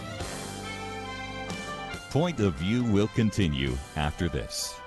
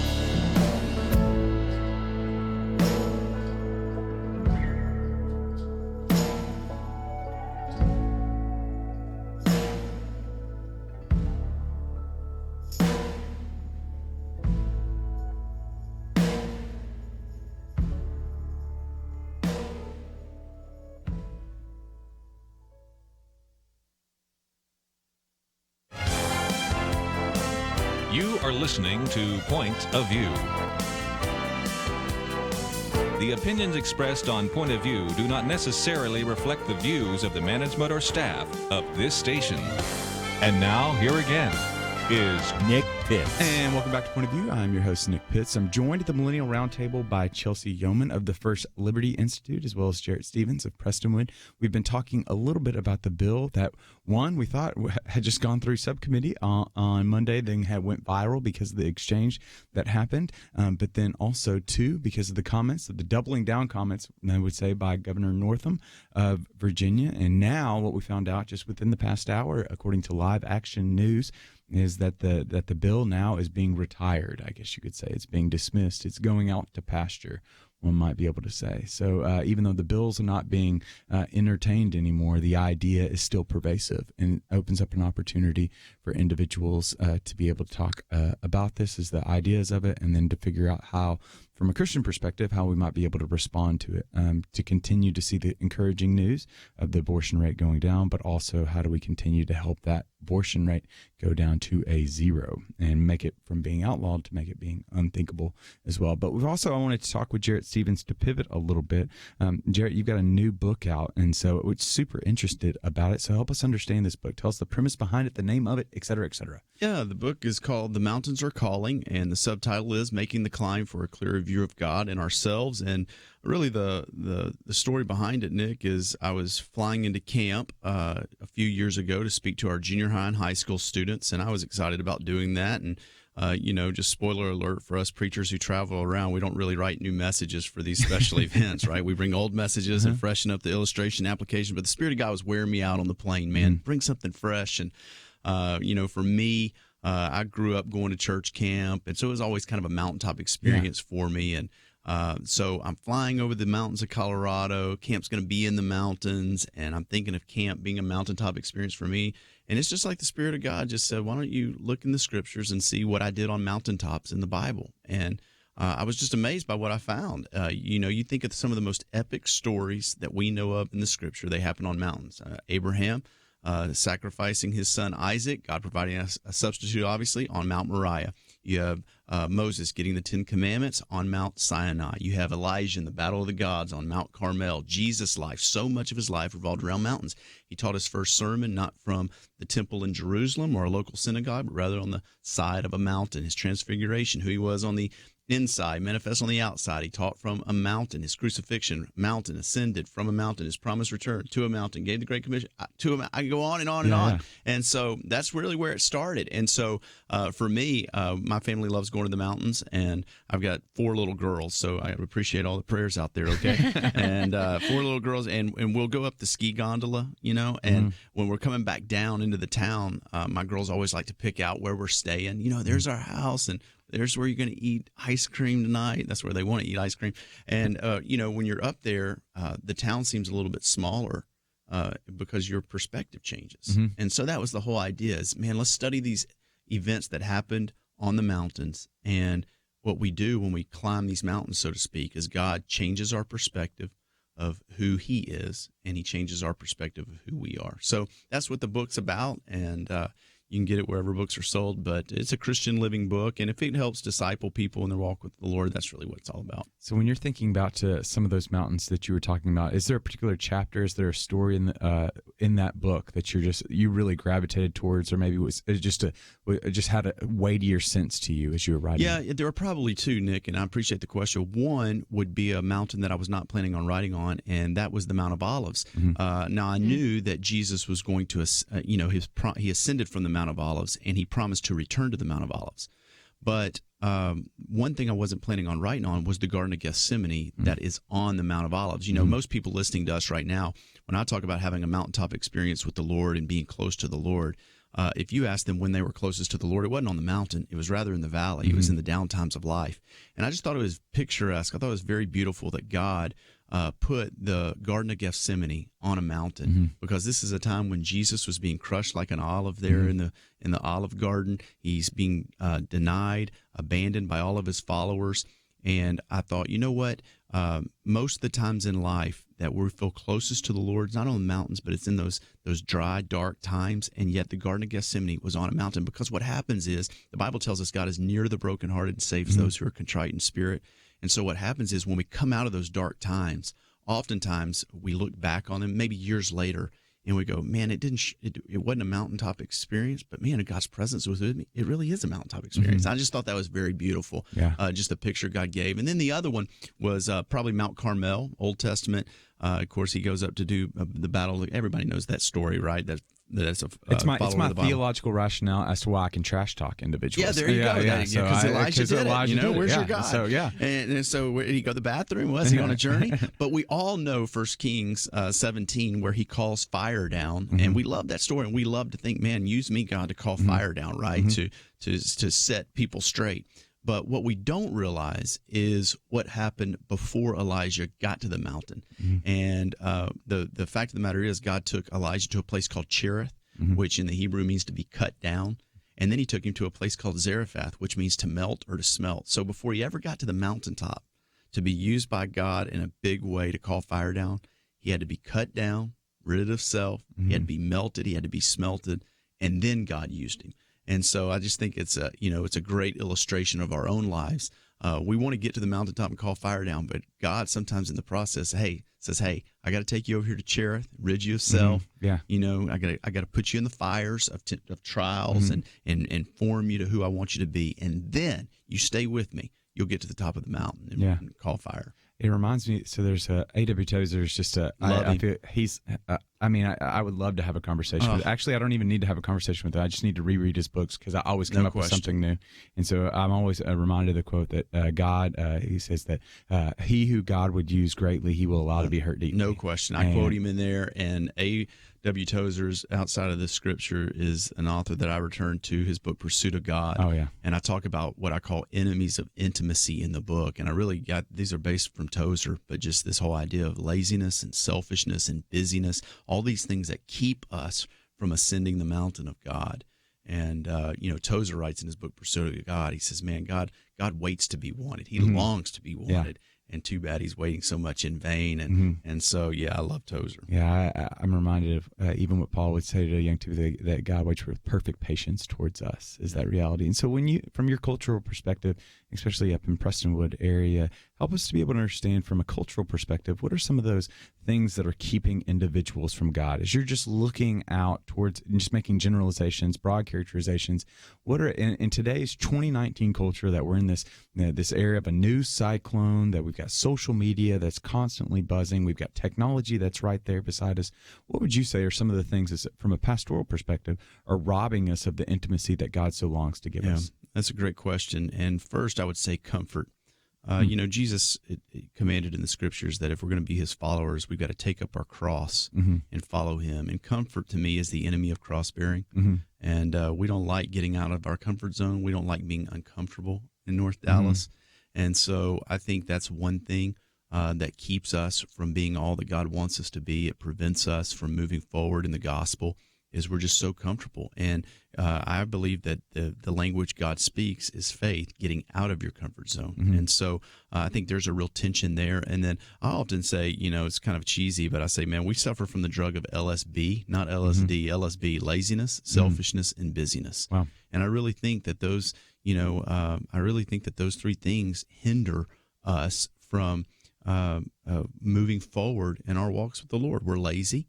And we'll do what we want to do, but if it's hard, we'll just let somebody else do it for us. Give us the Cliff Notes version, whatever it may be, And so we don't want to work. Busy. We're stretched thin, and we're going from select sports, and we're working, crazy hours, and we're just stretched so thin and busy, doing good things, but not the best things. And I'm reminded of that quote. I don't know who said it, but it said, if Satan can't make you bad, he'll make you busy. And what happens is that leads to distraction. And so I'd say laziness, busyness, and then selfishness. I mean, we're all about us, and the world revolves around us. And until we decide to take Jesus up on his words, I preached on it this past weekend, Luke chapter 14, man, if you don't do these things, you cannot be my disciple. 3 times Jesus said, if you don't renounce all that you have, you cannot be my disciple. If you don't love me more than father, mother, brother, or sister, you cannot be my disciple. If you don't take up your cross daily, you cannot be my disciple. And so at the end of the day, I just think, laziness, selfishness, busyness, being comfortable, complacent, apathetic. I could go on and on and on. I don't want you to, because I'm getting convicted right now. So we're going to have to take a but we are going to have to take a break right now. But when we come back, this is a great segue. We're going to talk about the New York Times article, specifically relative to millennials and busyness. And so you can see elements of laziness in there, but really it hones in on the busyness as well. So we'll be talking about that. We'll have Jarrett Stephens as well as Chelsey Youman on, but we'll also have to take a break. But when we come back from the break, we'll be talking about that. We'll also be taking some of your phone calls, your perspectives on busyness, and specifically millennials. The idea that 70% of millennials have worked over the weekend, 68% indicate that they are working heartily, that they would say. And so we're going to take a break, but we'll be back right after this.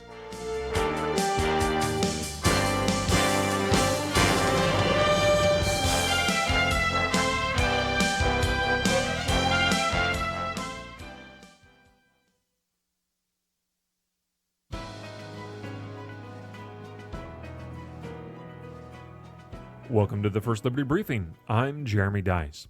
The Hoosier State has taken steps to codify important religious liberty protections for Indiana's students. In April 2017, the Indiana General Assembly passed and its governor quickly signed a measure providing students with the chance to take an elective surveying the world's religions while outlining the civil liberties afforded to its students in Indiana's public schools. The new law provides each local school district the freedom to offer an elective course that will study the historical, cultural, and literary contributions of the world's major religions. At the same time, some of the critical civil liberties protected by the law include protecting the student's right to express their religious beliefs in class and class assignments, the right to pray before, during, and after the school day, and the right to access a school's facilities in the same manner that secular groups do. Of course, many of these protections are found in policies issued by the United States Department of Education. Nonetheless, it is encouraging to see a state dedicate significant legislative effort to religious liberty. Students should not be required to hide their faith at school, nor should they be punished for daring to discuss their religious beliefs while at school. Religious liberty should be our national priority. It's good to see that, at least for one state, it's a clear priority for their students. To learn how First Liberty is protecting religious liberty for all Americans, visit firstliberty.org.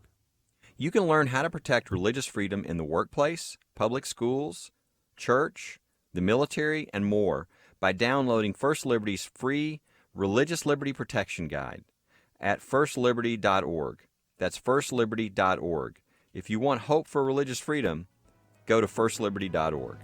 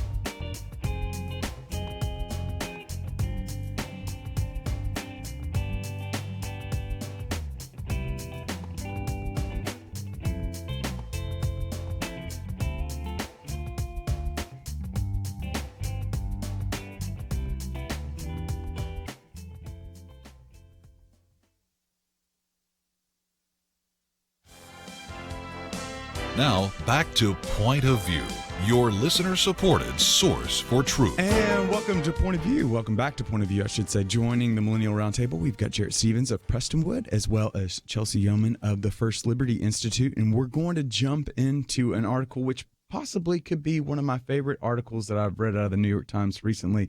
Why are young people pretending to love work? And so I know that there's this preconceived notion that millennials are these lazy, entitled, fickle individuals, but I will tell you that those notions might be incorrect. But the idea of being selfie-taking, Uber-riding, student debt accumulating millennials, I like to think that I embody that.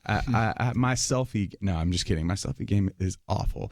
Uber, though, I hate to brag, Chelsey. I don't know what your Uber score is. Do you have an Uber rating, Chelsey? Oh, I don't know how to check that.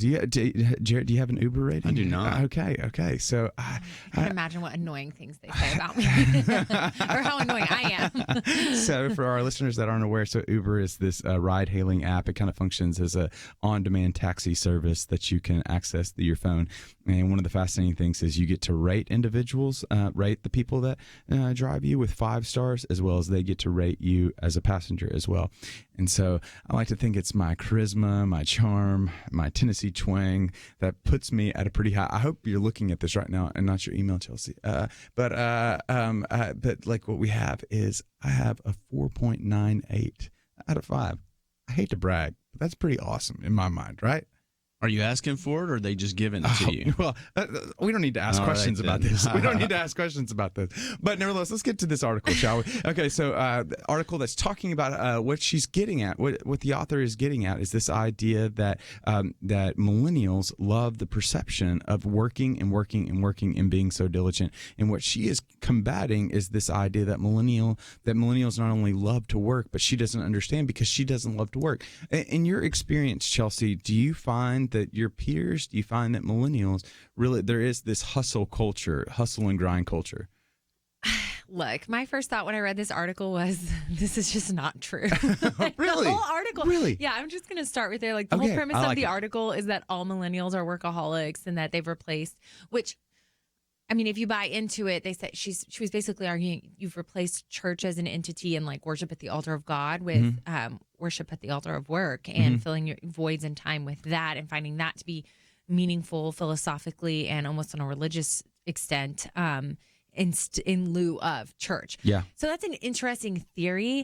I personally don't think millennials like to work that hard. Yeah. So okay. There's a gap between, and I can't say any of this without sounding really judgmental, so I'd like to just formally apologize for I'm going to paint with broad brushstrokes right now. Okay. But it's your demographic. You're allowed to do that. Yeah. So. Right. Okay, that's Bob true. Ross. So I think there's a difference between maybe older and younger millennials. So older, it's at like what, a 10-year age gap at least? No, yeah, like 15. 15. Yeah, okay. yeah. So 81 to I 97. think the older is like my peers. Okay.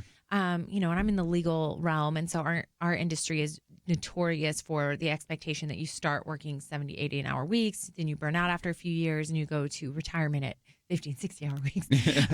So, I think maybe for at least my peers, yes, that might be true if that's the demographic she's talking about. But for younger millennials, I actually reached out and did a poll because my sister is a recruiter and one of my best friends is a recruiter, and said, is this your experience with millennials you're hiring, or on the younger side? And they were like, absolutely not. We're hard pressed to find millennials that want to work 40-hour weeks. Wow. Let alone on the weekends or 50 hours. They said we have applicants constantly find out that a job requires a full 40 hours a week, and they turn down the job positions or make it known in interviews they don't want to work past 5.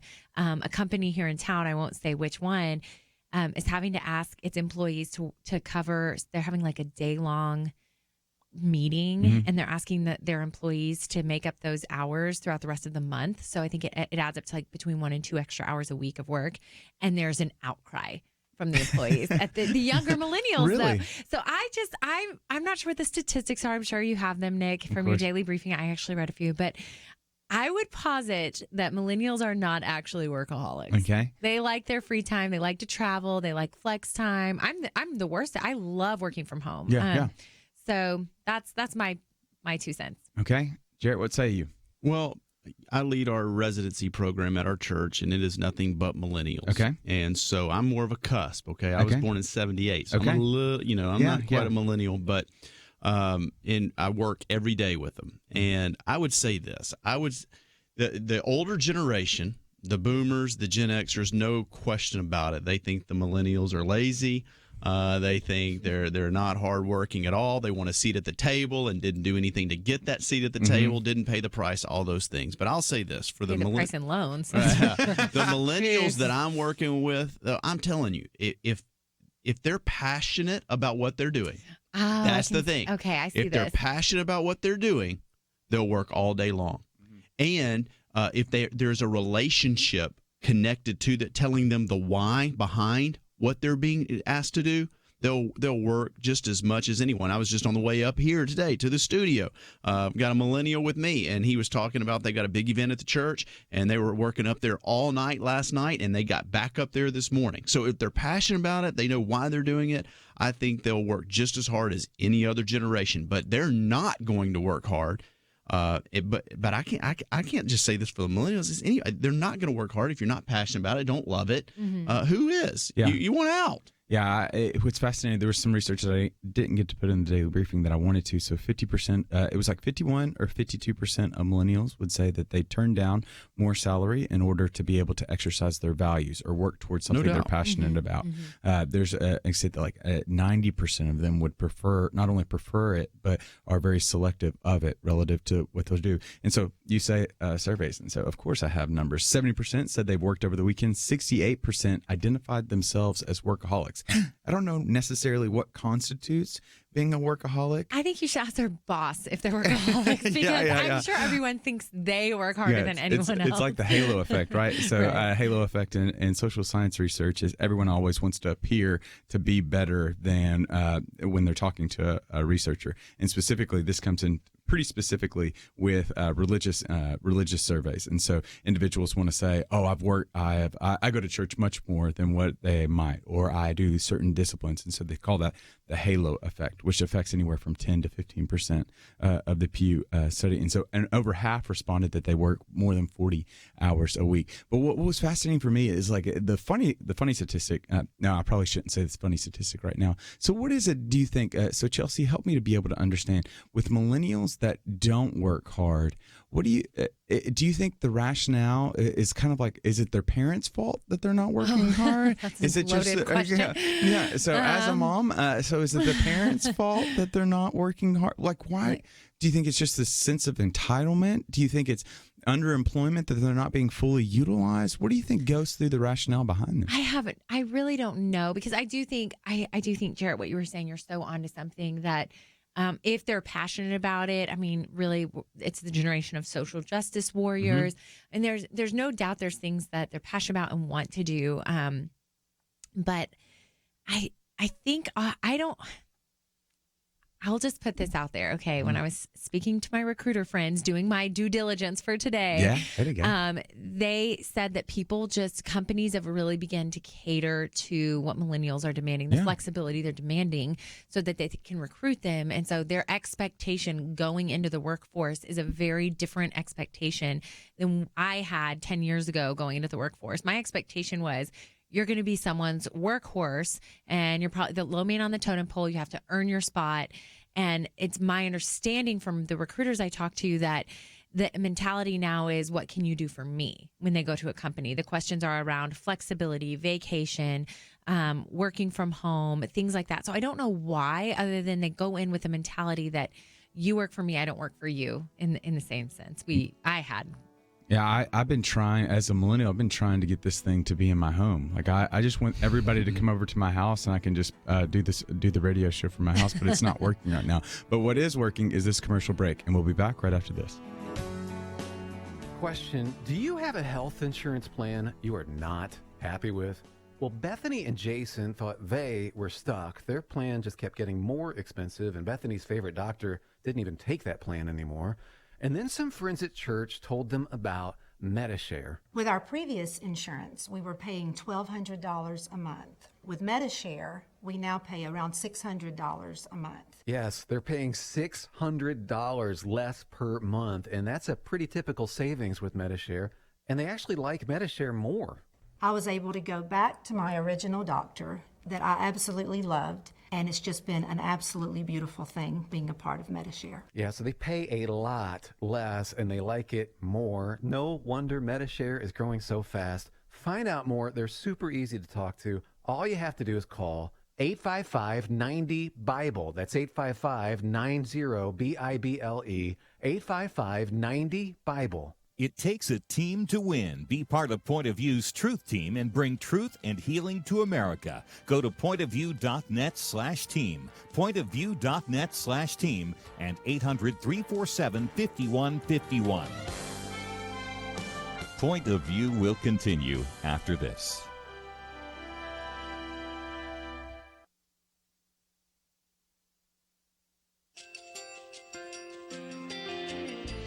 I just want to thank you so much for all the wonderful programming you have. You're just absolutely fantastic. I recently started listening to Point of View, and I really found it interesting because of the different subjects you cover. Thank you for that. I really appreciate everything that you do in keeping us informed. Thank you, Kirby, for everything that you have been doing. I appreciate all the work that you're doing, advocating for the Word of God. Thank you so much. Point of view, I think, is absolutely necessary because it's a Christian perspective, a biblical worldview perspective, and receive very current, up-to-date information about what is really going on, week to week in our culture, which is changing so rapidly, and yet it's morally sliding backwards. Yeah, I'm just, first of all, I thank you guys. Y'all's program is wonderful, and enjoy it every day. I learn so much every time I listen to it. Point of View Radio Talk Show.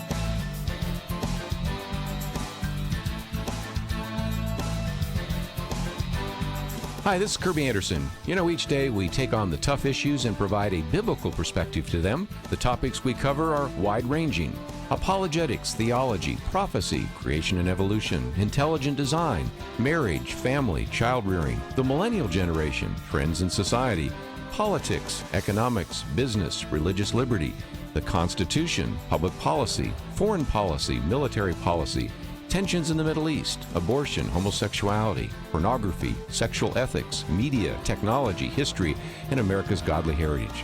We talk about anything that affects your faith, your family, or your freedom. So don't go anywhere, because Point of View continues right now.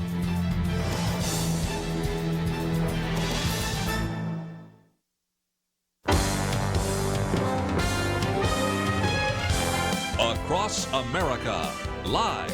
This is Point of View.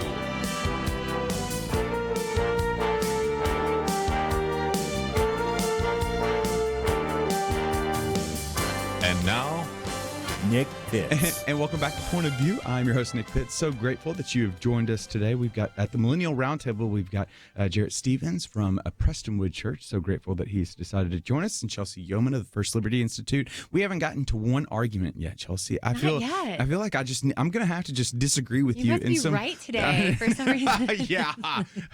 Happy opposite day. I want to, I guess it's only in light of being Phil Collins' birthday, against all odds, we're agreeing with one another. I guess you could say, no, you're rolling your eyes again. Okay, there it is. Okay. Oh, Phil Collins. We are so grateful that you've decided to join us. We've been doing this thing for 2 hours. And so if this is your first hour joining us, thank you so much for being there. We've kind of gone through kind of quite a litany of topics, one might be able to say. During the first hour, we talked a little bit. We really honed down in on this bill that was, because at the beginning of the show, it was in the Virginia Assembly, this bill that would eliminate, it's called the Repeal Act. It would eliminate all the restrictions on third trimester abortions and really would allow abortions to happen within the third trimester. That was introduced by the delegate Kathy Tran. And now, and then earlier this morning, you had Governor Northam went on air with a radio talk show during an interview, went so far as to double down on it and say that he supported it. By the time we made our way to the second hour, Jarrett Stephens got in studio, thankful, and maybe that was the effect that happened. So was the turning point, wasn't it? When Jarrett got here in studio, then we saw a flip to where Live Action News reported that the bill had been pulled from the subcommittee that was being entertained, and now we're starting to see the backlash of this bill that we're literally Governor Northam. And I'm going to pull up the exact quote that he said, which was so poignant, that he said, quote, "The infant would be delivered, the infant would be kept comfortable, the infant would be resuscitated. If this is what the mother and the family desired, then a discussion would ensue between the physician and the mother," end quote, relative to aborting this baby that has just been born. Thankfully, praise God, that bill has been pulled now from the Virginia Assembly. But yet, still again, what we're seeing is just the outworking of what we believe is a pro-choice mentality. And so we talked about that for a little bit. We transitioned a little bit to talk about a phenomenal book that Jarrett penned about the mountains, about the use of mountains, and how that these mountaintop experiences with individuals within the biblical narrative not only revealed a perspective relative to God, but also revealed a little bit about them as well. And so we've got that book that's on our website at pointofview.net if you'd like to find out more information on that. And then we transitioned now to be talking about millennials in the workplace. And so I'm encountering some blowback a little bit, or no, not really. But I'm just going to start disagreeing with individuals now about millennials and the work ethic, because it all stems around this article that we have placed on the Point of View website about why young people are pretending to love work, out of the New York Times. And it's indicating that what the author is conveying is this idea that millennials just love work. But do they really love work? Do we have millennials that are workaholics? So based on some of the research I found, 70% of millennials said they've worked on the weekends, which I would just say, welcome to the real world. Yeah, that means they probably opened their email once. Hey, I'm going to stick up for my fellow millennials right now. Hey, Oregon Trail can be very distracting and very enveloping, so sometimes you got to deviate from that. 68% identified themselves as workaholics. 32% said they worked in the bathroom, of all places. But nevertheless, we have been taking some of your phone calls as well. What you think about millennials in the workplace? Do they work hard? Do they not work hard? How have you been able? Do you have questions about millennials in the workplace? Maybe you right now are surrounded by millennials millennials, and you're listening to Point of View as you're trying to do their work right now that they're not doing, and you need to figure out better how to handle that. And so we're taking some of your phone calls right now and your perspective, point of view on millennials in the workplace and their work ethic. You can call in 800-351-1212. Again, that number is 800-351-1212. Or you can jump over on the Point of View website, Rather, you can jump over on the Facebook website, www.facebook.com/pointofviewradio. You can leave a question or comment in that little live video box. And so we're going to take a phone call right now. We've got Thomas in Texas right now, who's got a pretty interesting perspective on millennials in the workplace. Thomas, are you there? Yeah, I just wanted to see if I could correct that brother who was talking about what Jesus required in Luke. In Luke 12 and 14, Jesus said, unless you sell all that you own, you cannot be my disciple. And then the Pentecostal Christians, the Jews at that time, in Acts 4 and 6, they sold everything out and they had all things in one pot. It was like a communal kind of thing. But what I'm saying is that does not Matthew, Mark, Luke, and John doesn't apply to the body of Christ. There was no body of Christ until Paul was saved on the road of Damascus, and he says that we're going to be judged according to his gospel in Romans 2:16. And he says 3 times to follow him, and then he says he calls the gospel my gospel 3 times. Says he was the first one chosen to be our apostle, 1 Timothy 1:16. And he said in 2 Timothy chapter 2, verse 7 and 8 says, consider what I say, and the Lord will give you understanding in all things. Remember that Jesus Christ is the seed of David, was raised from the dead according to my gospel. So there's a lot of false teaching out there. I was involved in Pentecostalism for 12 years and completely blinded to all this, to rightly dividing the scriptures. The preacher would always take us to Matthew, Mark, Luke, and John, and Acts chapter 2, never seeing the Pauline epistles. And the doctrine of Paul is the only thing that applies to the body of Christ. The whole Bible's for us, don't get me wrong, but it's not to us. Jesus said in Matthew 10, don't go to the Gentiles, when he commissioned the 12. And the Great Commission was Jewish. It was a Jewish commission, the 12 apostles, and it doesn't apply to us today. We're supposed to follow what Paul says, and the gospel's free, the death, burial, and the resurrection of Jesus Christ, and there's nothing more involved. Just believe in your heart and confess with your mouth. I just wanted to make that point. It's very important. So we're being misled by these TV evangelists and a lot of preachers.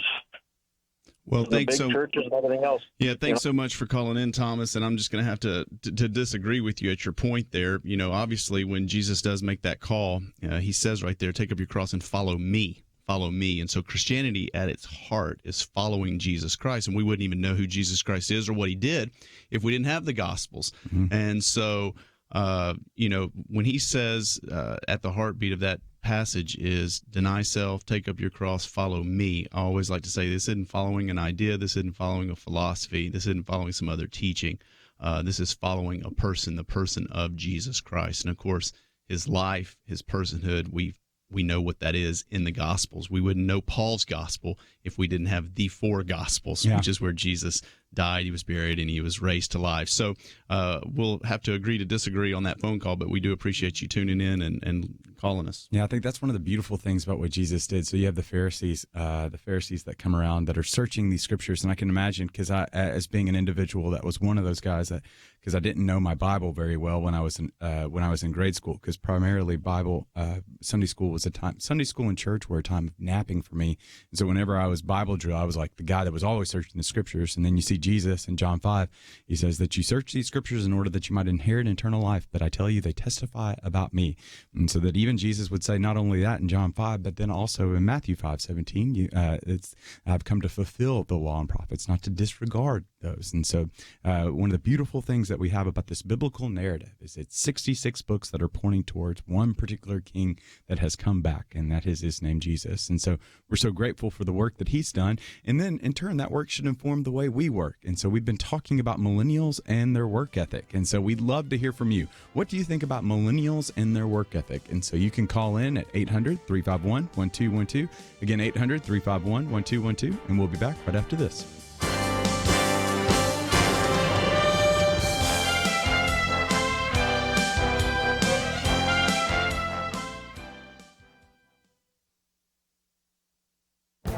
This is Viewpoints with Kirby Anderson. One book that is often quoted and deserves to be read is The Coddling of the American Mind. We invited the co-author Jonathan Haidt on the Point of View radio talk show to discuss his book. It began when he sat down with his co-author a number of years ago to make sense of what was happening on college campuses. They decided to write an article about it for The Atlantic with the title, Arguing Towards Misery, How Campuses Teach Cognitive Distortions. The editor suggested the more provocative title, The Coddling of the American Mind. The piece was one of the most viewed articles of all time and then was expanded to this book. 3 untruths are the foundation of the book. The first is the untruth of fragility. What doesn't kill you makes you weaker. Nietzsche's original aphorism was, what doesn't kill you makes you stronger. The younger generation has turned this idea on its head. It is true that some things are fragile, like china teacups, while other things are resilient and can withstand shocks. But we also note that some things are anti-fragile. In other words, they actually require stressors and challenges to grow. Our immune system is like that, and university education is supposed to be like that. Students are supposed to be challenged by new ideas, not locked away in safe spaces. Unfortunately, most young people have been protected by a culture that promotes safetyism. It has become a cult of safety that is obsessed with eliminating threats, whether real or imagined, to the point where fragility becomes expected and routine. And while this is true for the millennial generation, it is even more true for the iGen generation, who are even more obsessed with safety. We are indeed seeing the coddling of the American mind. I'm Kirby Anderson, and that's my point of view.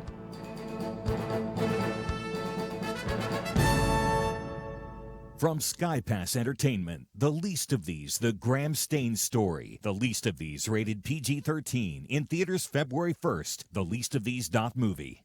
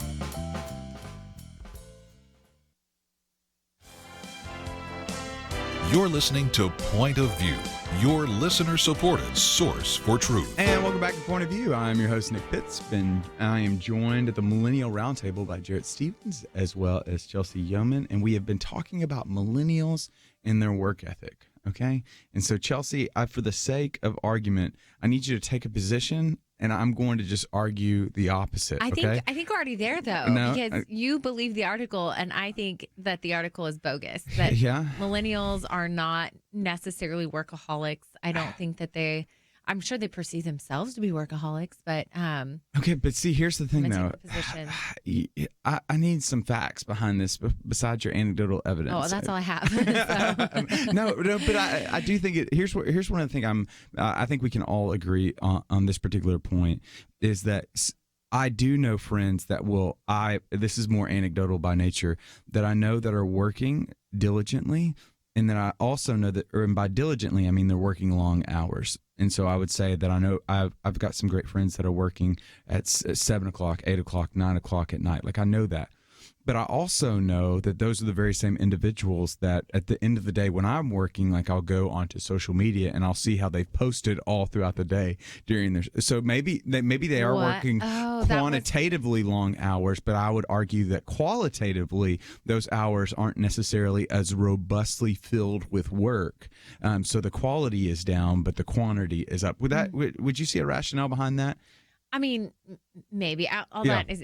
All I can do if I don't have statistics is poke holes in your statistics, right? Okay, so I like that. Your I like studies this. that came out were that, like, what was it, 60-some-odd% called themselves workaholics. Yeah, self-identified. And I want to know how many of their bosses would call them workaholics. Yeah, I think that's a great point. I am on the older end of the millennial generation, which does make me sad, but that means that I'm officially old enough to manage millennials. And in my experience managing them, the ones that work hard. And I mean, they get it right. They get it right the first time. I think we talked on the break. Jarrett was so right to say they like to be coached. They like, you can lead a horse to water, and they're very trainable and coachable. They want to do well. So those are all good qualities. But I would say a lot of them think they're working really hard and aren't necessarily burning the midnight oil. And, they're still clocking out at like 5:30. And I really think that the project could have warranted like a midnight type clock out. Yeah. So that's my take. Of course, every industry is different as well. The legal industry and IT industries are going to be different than maybe corporate. I don't know. I think that also, so Jarrett, she brings up a great point that you channeled, is the idea of the relational component to work with millennials. Now, I would argue that a large part of the reason why it's so relational is because there's so few ties that are being built around. I was leaning back. Sorry for our video listeners. I was like leaning back and just let the microphone come. Now I got to sit up straight. I guess I can hear my grandma talking to me. And so there's more of a relational bent because they don't have the relational ties that traditionally individuals would have. Previous generations would have with United Way, with churches, with Kiwanis clubs, and some of those robust ties that they would bring into, but now are expecting from churches, so are expecting from their workplaces. And so you're finding that, especially when you're leading millennials, it's really important to establish some of those relational ties with them. I think it's most important. And as we talk about this, my mind's just going, I wonder what was modeled for him in the home. Like I think about my life. I grew up in a blue-collar family. My dad was a brick mason. My mom was a nurse. And my dad just retired 5 years ago at 70. Wow. And my mom is still working. She likes to spend that money, so she's still working. But there was a work ethic there that they modeled for me that I praise the Lord for, because I saw it firsthand. Now, they didn't miss a ball game. They were involved in my life, but they knew how to work. And so I wonder with these millennials, and again, I say these millennials because I'm just right outside the millennial at 40. But I just wonder what was modeled for them, number one, in the home. And then two, as we were just talking about, as I lead our residency program at the church, which are all millennials, I really have found that if you will have a relationship and coach and lead, show by example, let them in.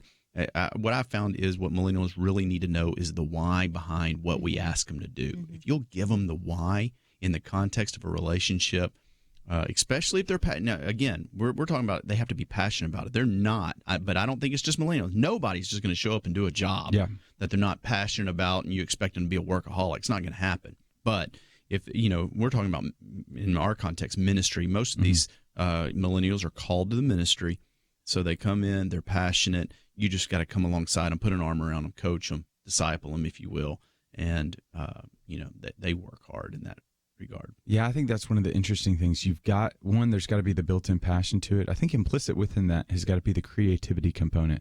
I think a lot of millennials have come from a place in which they've had the opportunity to be able to creatively get to the end and not necessarily be told the middle of the way, the X and the Y, to be able to get to Z. And so telling them the Z and what the why behind the Z, and then allowing them the flexibility to get there. Because I think that's one of the things, and Chelsey, I think you and I can both relate on this particular point, the flexibility within work. I want to be able to accomplish it, and I'm going to work hard at it. But I will say that I like having the flexibility to, one, work from home, to two, being highly relational and wanting to keep up with some of my friends that I'm so far away from, 700 miles away, not being in Tennessee right now.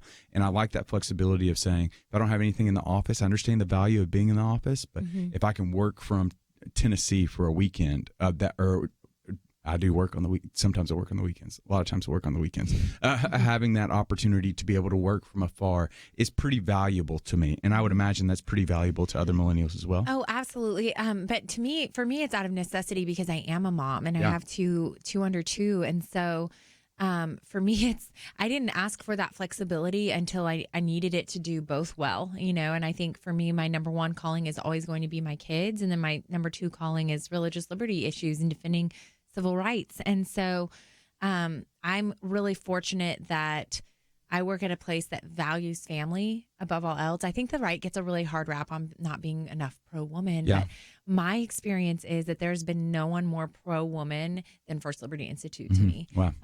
They have literally said, whatever you need to do to make this happen for you to be able to work and be a good mom, that's what you can do. And so I needed the flexibility to be able to say, okay, I'm going to work around the clock at other times when the kids are asleep, but I am going to be home at certain hours of the day so that I can be a good mom. And not that if you're not home, you're not a good mom. No, I'm no. going to get some mom chambers calling me, yelling.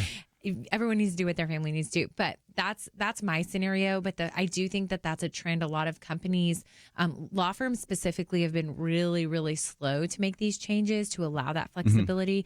But it's something a lot of companies are doing, are saying you can work remotely. You can go on. I've heard of like sabbaticals where people will go on trips and like work from Europe, which would be amazing. Yeah. But yeah, I think that the companies are going towards a more flexible. You don't have to be in the office, 9 to 5, which I really appreciate. They're going to have to if they want to recruit younger people coming up, and getting to the workforce, because they're not going to come. I think that what's important is how do we manage them? You manage by objective, give them a fence to run in, and give them the freedom to go get it done. You hold them accountable, certainly. Or are you going to micromanage? And you can't micromanage this generation. Not going to happen. Yeah, I think that is a really a pretty pivotal point that I would argue, and especially just because of the age that we're in right now, there is so much information. There's so many objectives that can get done outside of the office in a large part, and then understand the context right now. The economy is white hot right now. You can find even the Wall Street Journal 2 months ago ran an article on ghosting that's happening. Ghosting, for our older listeners, ghosting is the idea of just being very quiet, giving someone the silent treatment. And so it's usually been done interpersonally, but now they're finding it's being done at the interview process as well as individuals that are in the job. So gone are the days. What the Wall Street Journal is alluding to, gone are the days of the 2-week notice. Now it's just, I'm not showing up because I've gotten a new job somewhere. And you don't even value to the extent of getting a good recommendation. So it's like totally myopically consumed in that moment to just think I've got a good job, not necessarily the fact that I'm probably going to need a recommendation for these past 2 employments because I'm going to have to keep them on my resume. And that's so different than like my father's generation, because my father-in-law, shout out to Dan, he is retiring after 40 years with his company. And he wears that like a badge of honor. His loyalty is so incredible. He's been at his company longer than he's been married. And my dad, was at his company 35 years before he moved on. And so, I think that those days are pretty much gone for our generation. Now it's like, what, a 2-year average? Yeah, it's like less. It depends on whether you're on the front end and the back end. Back end, I think it's like 28 months. Front end, it's like 16 months. And so it's pretty interesting. That does bring a couple of things, because one, part of that is loyalty, but then also another part of that is innovation. We were talking about just the movement that's happening at jobs. And so, I'm really interested to hear from our listeners as well. What do you think about millennials in the job marketplace? What have you found to be good practices in order to be able to manage millennials? What are questions you have relative to the millennial generation, specifically in the workplace? We'll be talking a little bit about that and more, and also taking some of your calls. And so you can call in at 800-351-1212. Again, 800-351-1212. But we've got to take a break. But when we come back, more about millennials and the marketplace. We'll be back right after this.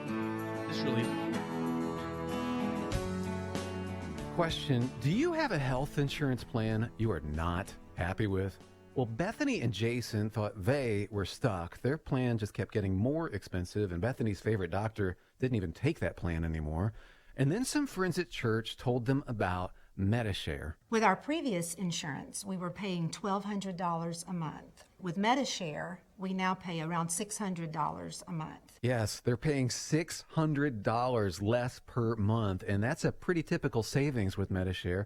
And they actually like MediShare more.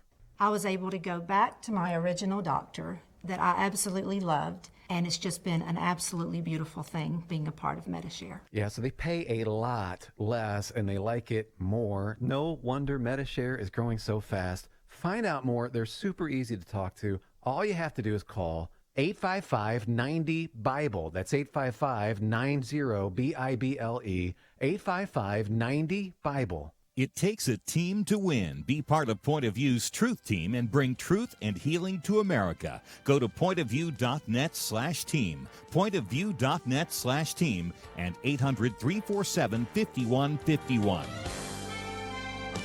Point of View will continue after this.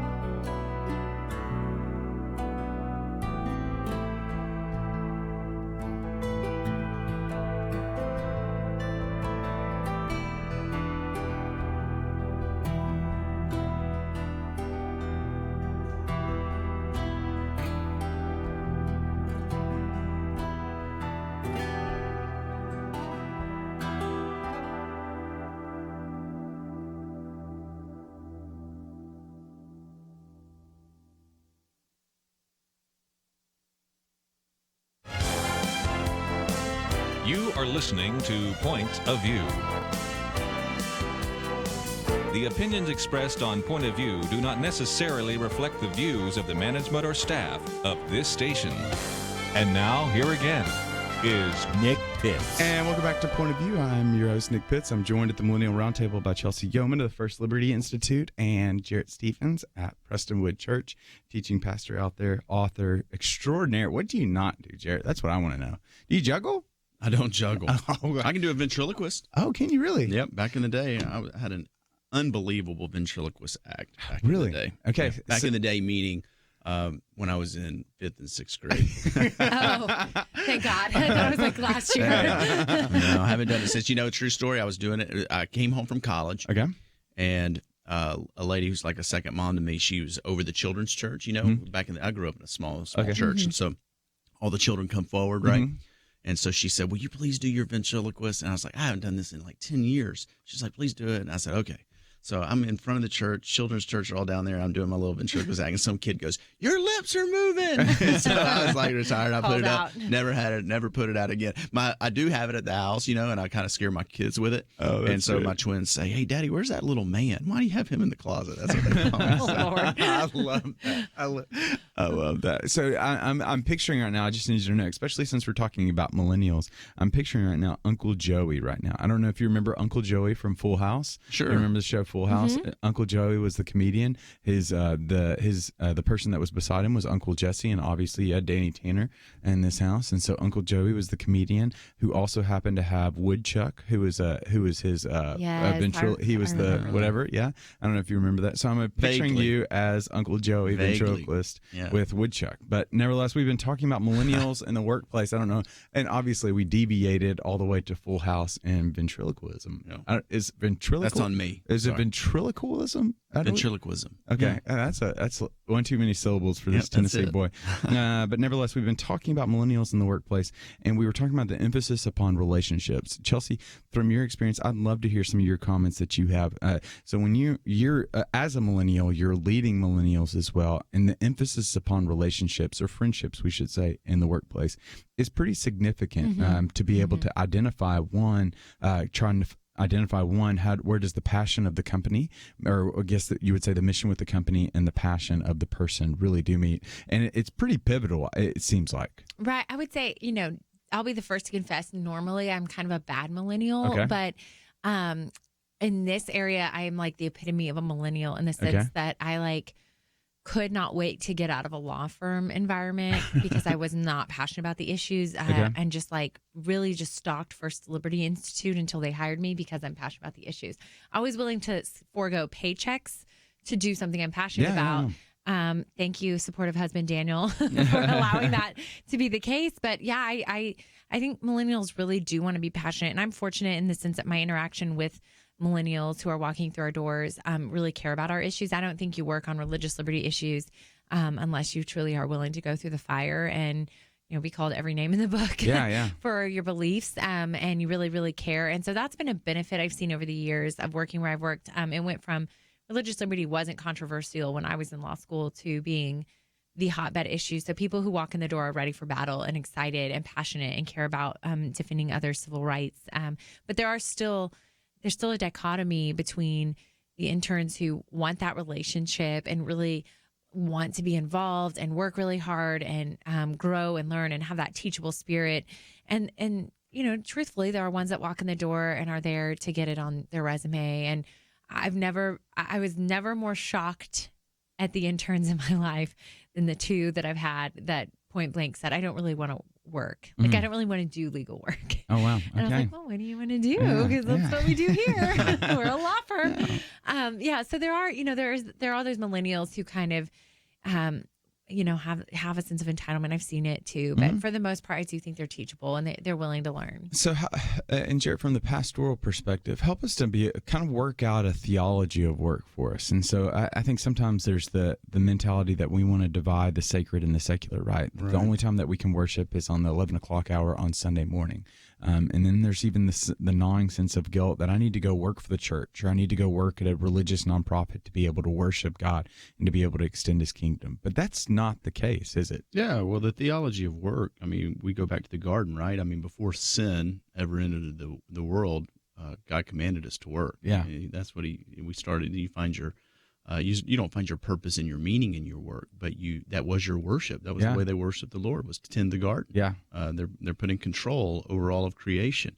And of course, you get to the New Testament, you see Paul's admonition that whatever you do it all for the glory of God. And so work can be worship. I'm very big about that, that not splitting that sacred, secular divide, because God is the one who formed you. He's the one who gave you the gifts, the talents, the abilities that you have. If we really do have a proper theology, we know none of us are self-made men and women, right? I mean, it's God who has given us everything. And so we return those gifts and talents and energies to him. And so that's how I see work as it relates to, I think it was Luther, and you helped me on this, Nick, because you are the quoter extraordinaire.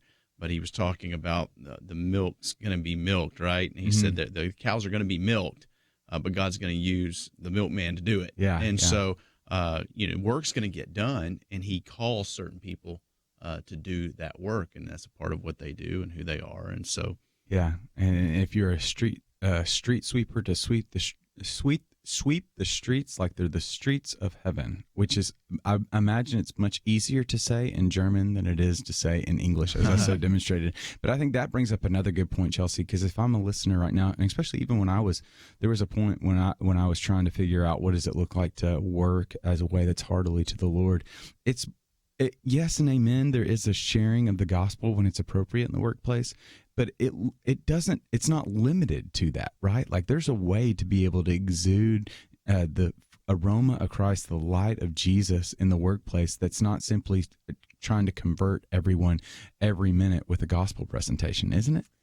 Well, absolutely. I mean, I think that everyone's actions speak for themselves. And, I confess I was a former Young Life leader and volunteer, and a lot of the Young Life model is based around relationship first. Like the quote I always remember my area director lecturing us about was, you have to earn the right to be heard. Yeah. And that meant a relationship. Now, I obviously think that, Christians can lean too far on that and always have a relationship and never really bring up the gospel or Christ. So you can't use that as a crutch, but really to just have a relationship with your fellow employees, that you listen to them and you hear them and you encourage them and you're a part of their daily lives. I mean, you see no one almost as much as you see your coworkers. Yeah. And so, using that as an opportunity to just be Christ-like and gracious in moments, especially in moments of conflict or dissension in the office. Yeah. There's always a way to be Christ-like first without necessarily, preaching from the top of your desk. But I do think that both go hand in hand. Yeah, there's a living it out, Jarrett, that I just think is such a beautiful opportunity as we continue to see the percentage of individuals, and specifically millennials, that are darkening the door of the church. It provides a beautiful opportunity for the church to light up the workplace, right? Oh, yeah. I try to disciple our students in our church, live in such a way that people ask why. Yeah. Work in such a way that people ask, what's different about you? Why are you doing that? Wait, you're taking personal vacation time to go on a mission trip? What are you this weekend you're serving and you're doing what? Live in such a way that people ask why, what's different about you, and it gives you an incredible opportunity to share the hope of Christ with them when they do ask. Yeah, for those that have eyes to see, there's an abundance of opportunities to be able to live like Christ. All right, especially in the legal field. I mean, opposing counsel is called your opposing counsel. I mean, it is so adversarial. I have been shouted down. I've been cursed out by opposing counsel. And I just tell myself, I know how to have Christ-like conflict. There is a Christ-like way to communicate and proceed forward, even if the opposing counsel is being crazy to you. Because there's a sense of what would Jesus do, but also how would Jesus do it? I'm just convinced that if glory means weightiness, there should be a way to add the weightiness to the regularness of life, right? So there should be a distinctive way, and I hate to hear this because I'm really bad at it. There should be a distinctive way to drive like Jesus, right? the idea that maybe I shouldn't have a lead foot. Maybe I shouldn't cut this person off. Maybe I shouldn't be that guy. And I know I'm this guy. I know I'm all the way here. I know I'm because I am this guy sometimes. I'll admit. And our listeners will hate me, especially if they're on the road right now. I'm the guy that sometimes in the right-hand lane, I'll jump in that right-hand lane and knowing that the lane is going to end so that I can get closer. All day. And that's People get really that's mad the about most that. selfish thing. One of the more selfish things that I do, to think that my time is more valuable than theirs. Like I'm constantly like, how do I bring the weightiness of Jesus into the driver's seat? How do I bring the weightiness of Jesus into how I order coffee? I think there's distinctive ways for us to be able to do these things, that it's not simply reading our Bible and praying and sharing the gospel. Yes and amen to those things, but there has to be more, because Jesus didn't just die to sanctify Sunday or Wednesday. He died to sanctify the entirety of this thing. And so we've got to take a break, but when we come back, we'll continue talking about this, as well as some great news that's coming out of Pakistan. We'll be back right after this.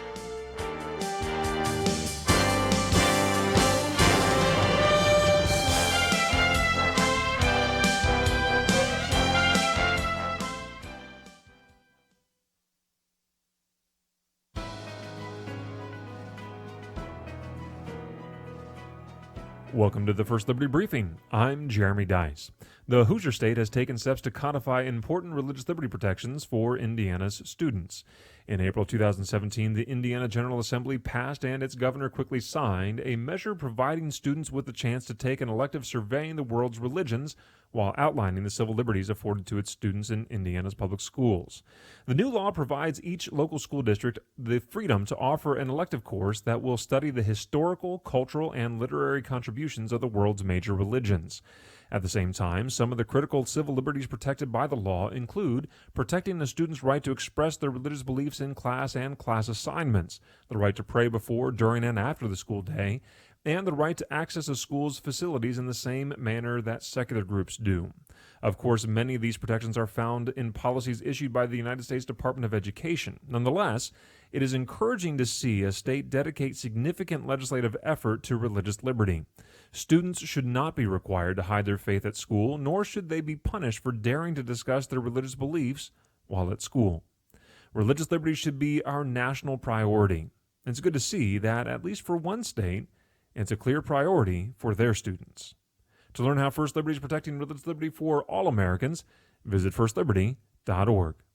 You can learn how to protect religious freedom in the workplace, public schools, church, the military, and more by downloading First Liberty's free Religious Liberty Protection Guide at firstliberty.org. That's firstliberty.org. If you want hope for religious freedom, go to firstliberty.org.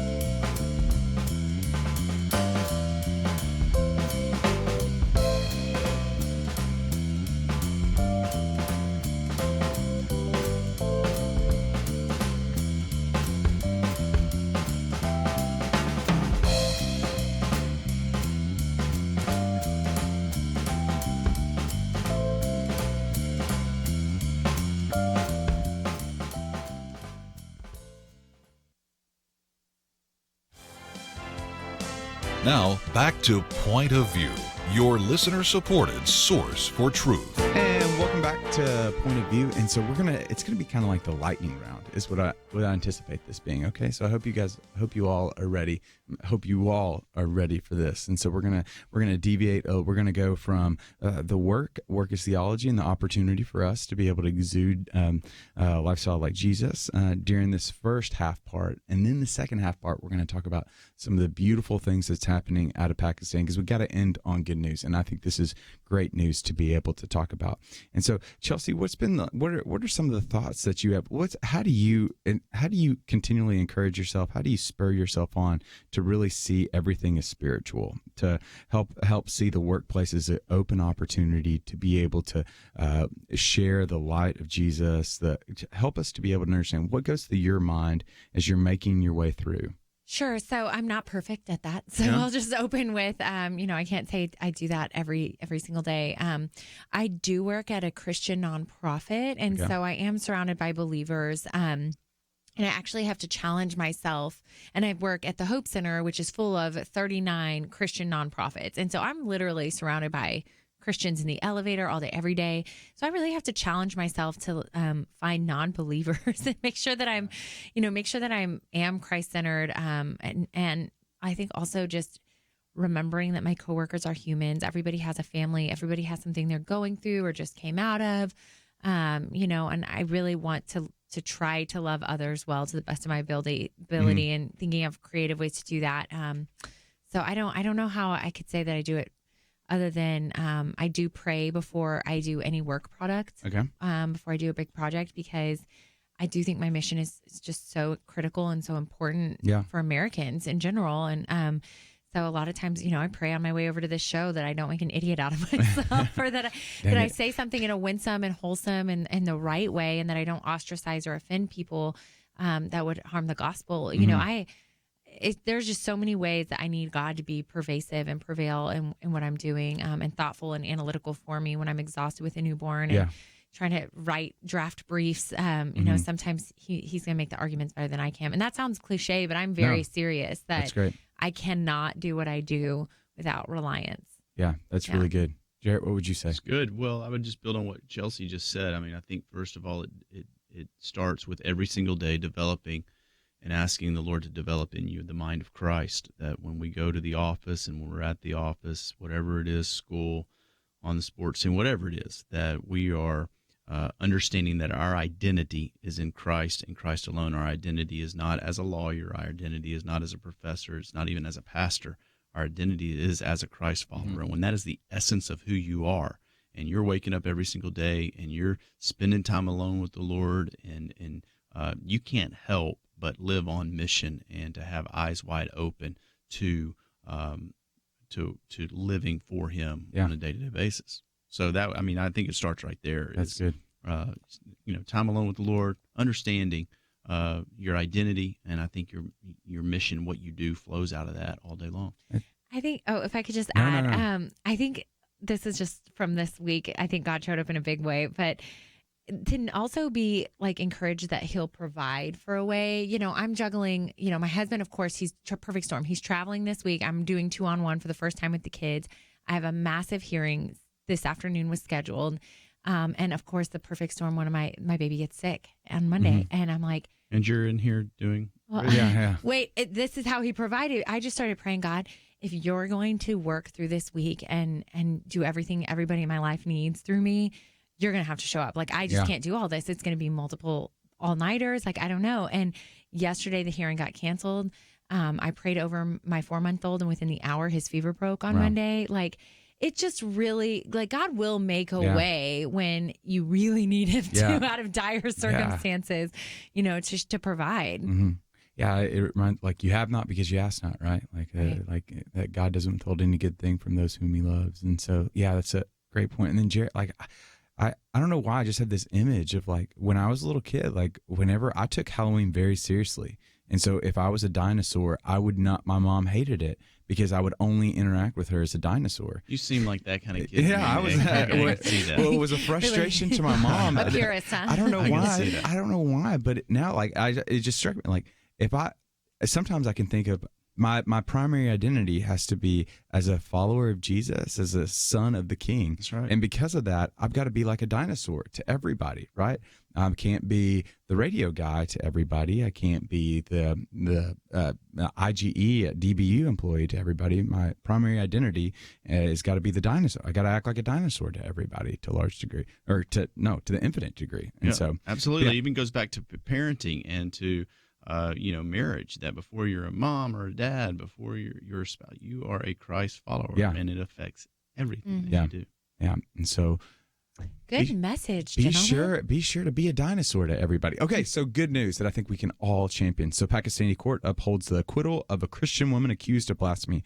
There's an individual that you may or may not remember that we talked about just previously back in November. Asia Bibi, 47, was released from prison in November and taken to a secure, undisclosed location for her safety, according to authorities. And now she's expected to leave Pakistan and expected to join her daughters in Canada, where they've granted her political asylum. You may remember the Pakistani Supreme Court just on Tuesday upheld its decision to acquit Miss Bibi on charges of blasphemy. This is a great news because it's been Pakistan is a very hostile country. It's the number 5 country on the World Watch List relative, or Open Doors USA, relative to kind of religious persecution. And this is something that we can just champion, we can celebrate, because there's been so much hostility towards the gospel in this area.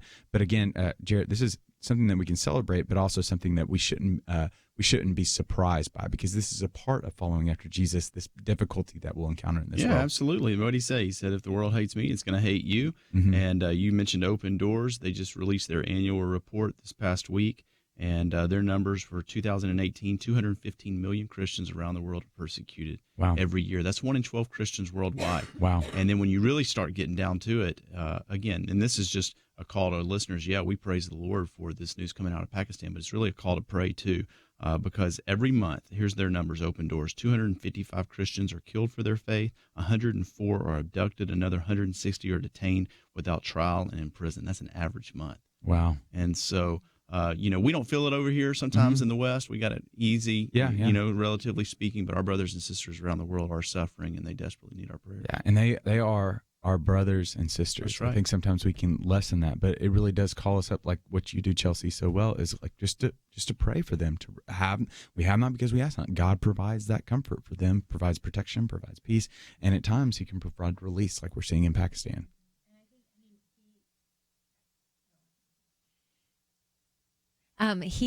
God really uses these instances to show His glory to the world. Yeah. I mean, she had to serve 9 years in prison. Her daughters are in Canada. She has not seen them in 9 years. But the world is now hearing her story and looking at her faith and thinking, hopefully there's something just so different about her. And so, God really does turn evil into good for His purposes. He's glorified through this. And I just wish we could see more stories about this, about our brothers and sisters and everything going on across the world, because there certainly is there's no limit to these stories that exist. But the church thrives in persecution. Yeah. I'm just really excited for that her story is being told and talked about. So consider the context. Pakistan, 95% Muslim, 180 million people that are in Pakistan right now. Again, 95% Muslim, less than 2% are Christian. But consider this: even last year, there was an individual named Marilyn Hickey that talked about Jesus, and over 1 million people flooded into the streets to be able to hear this message about Jesus, to the extent that even CBS covered this news. And so, even though the cathedrals may be crumbling right now in Pakistan, there's revival that's stirring right now in Pakistan. And even though our God has told us that there will encounter difficulty in this world, we can take heart because He's overcome the world. Thank you so much for listening, and we'll be back here tomorrow. From Sky Pass Entertainment comes The Least of These, the Graham Stain story. When speculation mounts that a local missionary is converting locals to Christianity in India, a journalist must choose between his own ambition and the truth. You can't make any mistakes. They have this law for a reason. I know. We must pray. Based on the true story. The Least of These, the Graham Stain story. Rated PG-13. May be inappropriate for children under 13. In theaters February 1st. More information is available at theleastofthese.movie. Jesus said you could find a person's heart by where they invest their money. We at Point of View could not be more thankful that so many demonstrate a love for truth and for this nation by investing in our common mission. Of course, the reality is our team, our truth team, is a small percentage of those who listen. And right now, as they say in sports, we could use a deeper bench. For those who have given, thank you. And if you haven't made that step yet, take one now. Go to pointofview.net/team or call 800-347-5151. Show your heart for our future. Pointofview.net/team and 800-347-5151. Point of View is produced by Point of View Ministries.